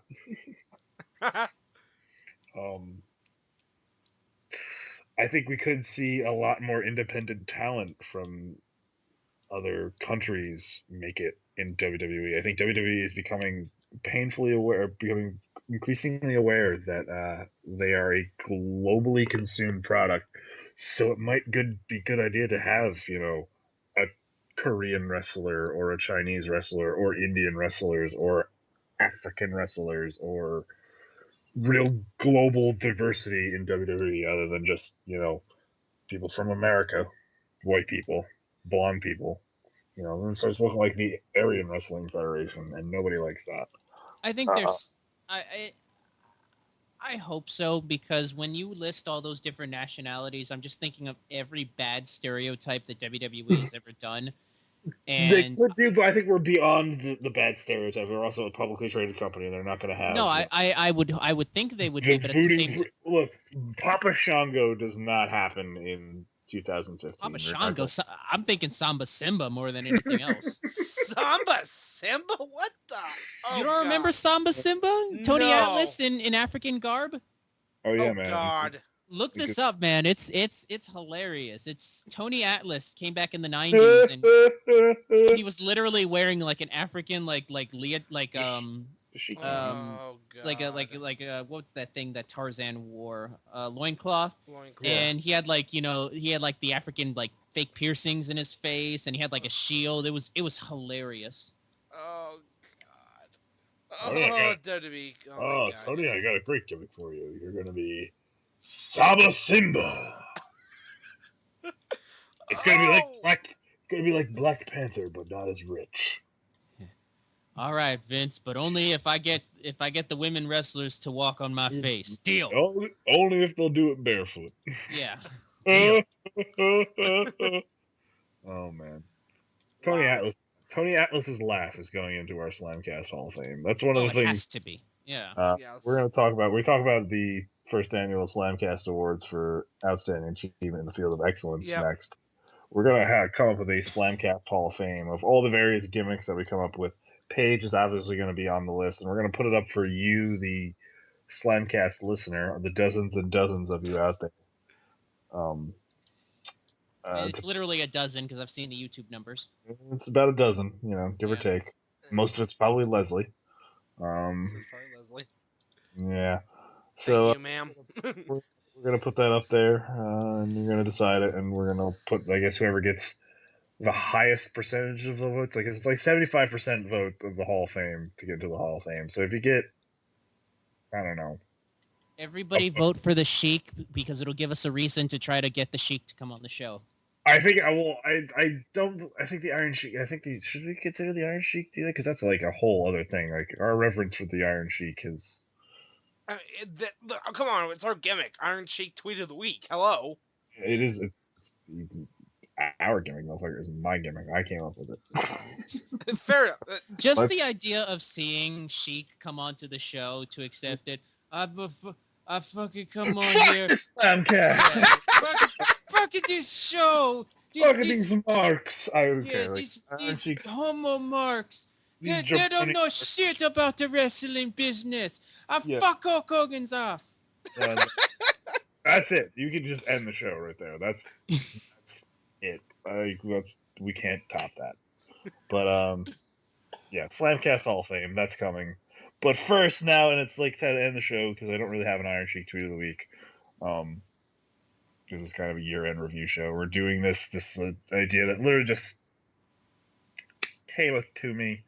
How do we fill this period of time in wrestling with there's not really much happening? We give awards. How everybody else does it. So thus clickbait. Thus, the First Annual Slamcast Awards for Outstanding Achievement in the Field of Excellence were born. This will be a reoccurring segment. There will be a second Annual Slamcast Awards. So, yeah. Obviously, this was largely consumed by mostly me, and Miguel and Nick helped. And I did consult Mr. Burhan, and beyond that, really didn't give a fuck about what anybody else thought. This is what I thought. These are three people that I think are really good wrestling minds and know what the fuck we're talking about. And it's my show. So, yeah. Yeah. So, categories are pretty simple. Entrance of the year. Just, naming it out. Triple H at WrestleMania 31. Rusev at WrestleMania. The Undertaker at Survivor Series. Finn Balor at Beast in the East. Bray Wyatt's WrestleMania entrance this year, and the King of Strong Style, Shinsuke Nakamura at Wrestle Kingdom 9. Yep. Feud of the year, pretty much self-explanatory what feud of the year is, right? Whatever feud you think was the best feud of the year. Kevin Owens versus John Cena. Undertaker versus Brock Lesnar. Johnny Mundo versus El Patron from Lucha Underground. Thank you very much. BJ Whitmer versus Steve Corino, because I was in the building for Steve Corino trying to cut a promo, and it was literally Whitmer, yeah. Like, Whitmer, from what I was hearing and from other people in other Facebook groups that were at that show, about 10 Whitmer minutes. could not get a word in edgewise. They were booing him that badly. They went through every chant in the book at him. We ran out of things literally to talk about to boo, and that's finally he was able to get some semblance of a promo out. So that's, I think, a feud that's brewing for Ring of Honor that they have yet to challenge. And another one, Kevin Owens on here twice for his feud with Finn Balor, because I thought that was a absolutely excellent feud. We're also going to honor promo of the year, because we need an excuse to give Paul Heyman an award. So we've nominated him twice. So Paul Heyman for his promo against The Undertaker, where your soul might belong to the devil, but your ass belongs to Brock Lesnar. His promo at Roman Reigns, where he basically bigs up Roman Reigns and all that other stuff, but then tells him, you are going to lose to Brock Lesnar. There's nothing you can do about it. Paige and Charlotte, the much maligned Reed Flair promo. Can't really say much about that. We've talked about that to death. Stephanie McMahon and her Divas Revolution promo. I really thought that was a good promo for Stephanie McMahon. I think she's had a lot of those moments, and I thought that was her best, because it was a moment she really took charge of.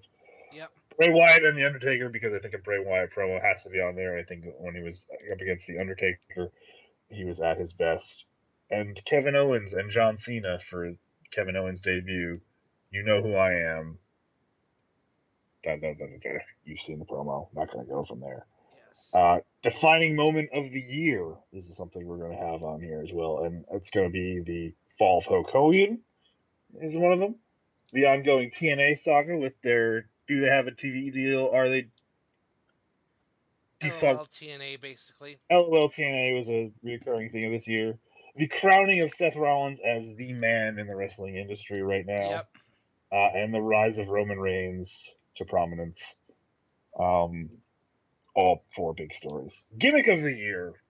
Pretty self-explanatory what gimmick we thought was the most exceptional and made us just cream our pants with joy each time it came out. For me, this was one that I insistent referred on here, and I would not take no for otherwise.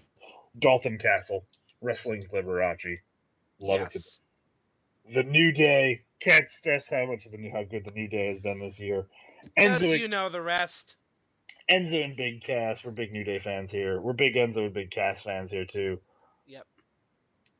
I'm going to put Bray Wyatt on the show, even though Miguel chastised me for it. I think he's continuously doing things to reinvent that gimmick in little subtle ways.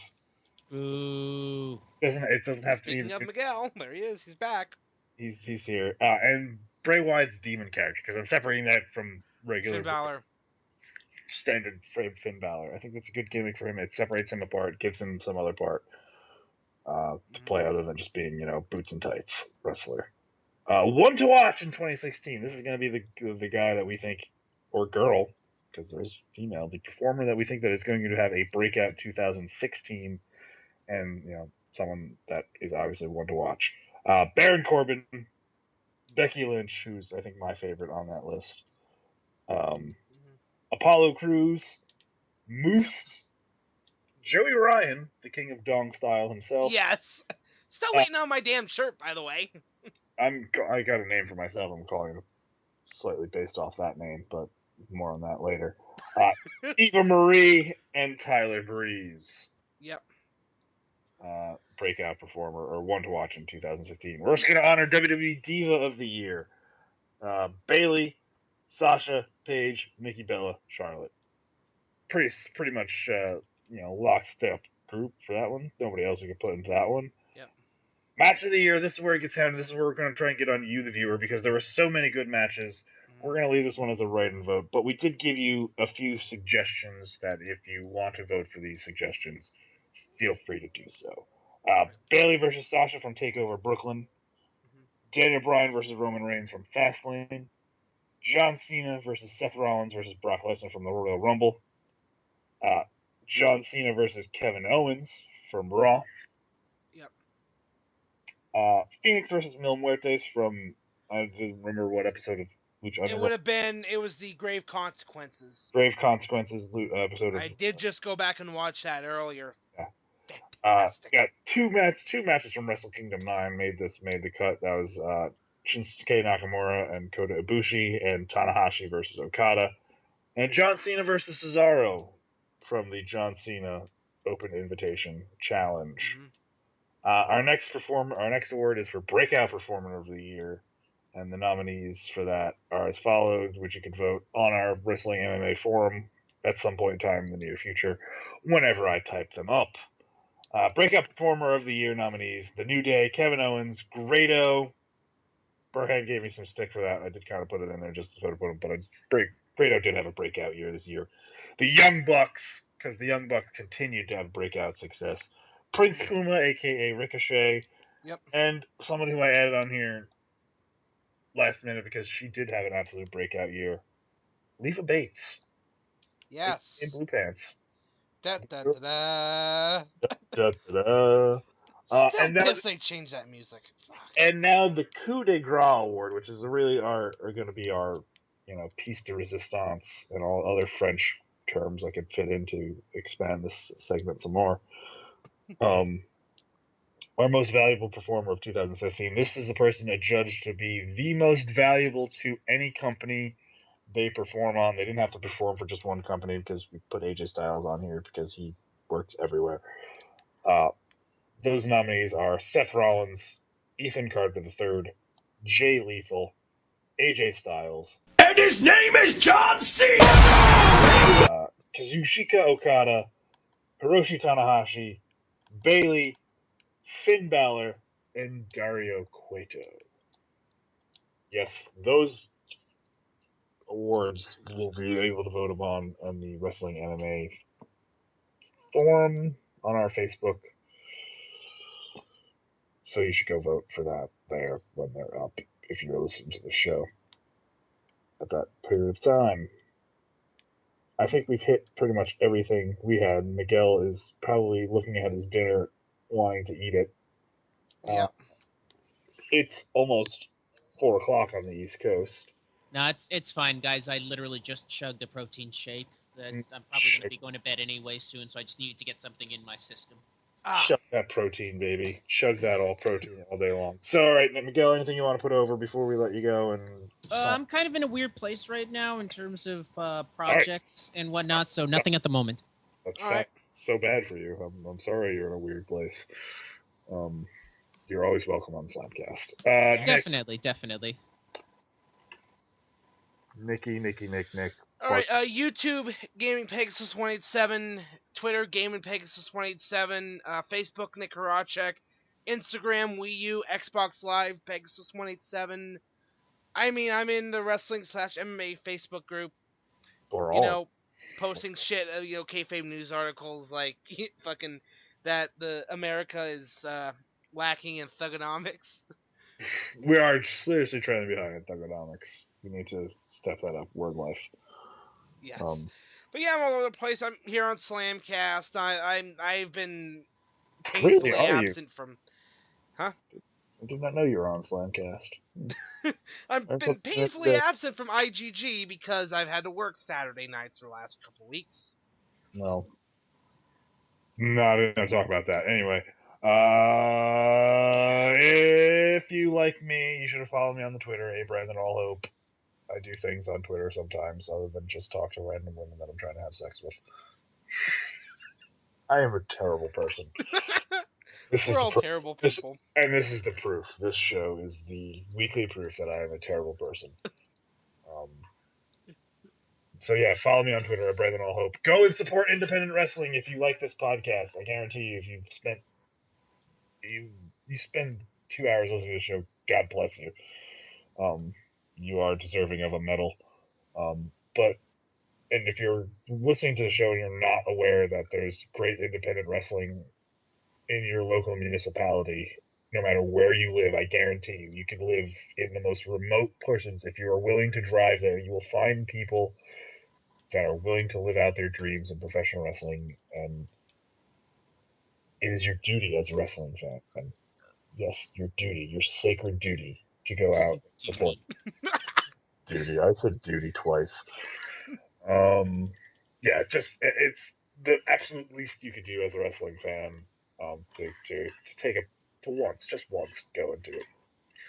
Support independent wrestling. It's the grassroots of the sport. It's where you will see the superstars of tomorrow, and you maybe get lucky. Some guys on the way out of their careers, like Virgil, still humping the American dream on the way down, trying to get that fuck money. Yeah, man. So that's what our 2015 review episode / awards nomination special. Fuck yeah, dude. So happy New Year, first of all, because this is the last Slamcast of 2015. Oh, what a year it has been. Ups and downs, twists and turns, swerves and botches. And botches and swerves. So for everybody else here at Slamcast, happy New Year. Go forth and spread beauty and light. Peace, love, and huntiness to all. Yay, we're done. Hold on, I'm trying to fucking play the goddamn thing. This is where my theme song is playing, and we're just gonna let it go. Or Miguel can just sing it. Miguel's awesome, doing a great job already. There we go.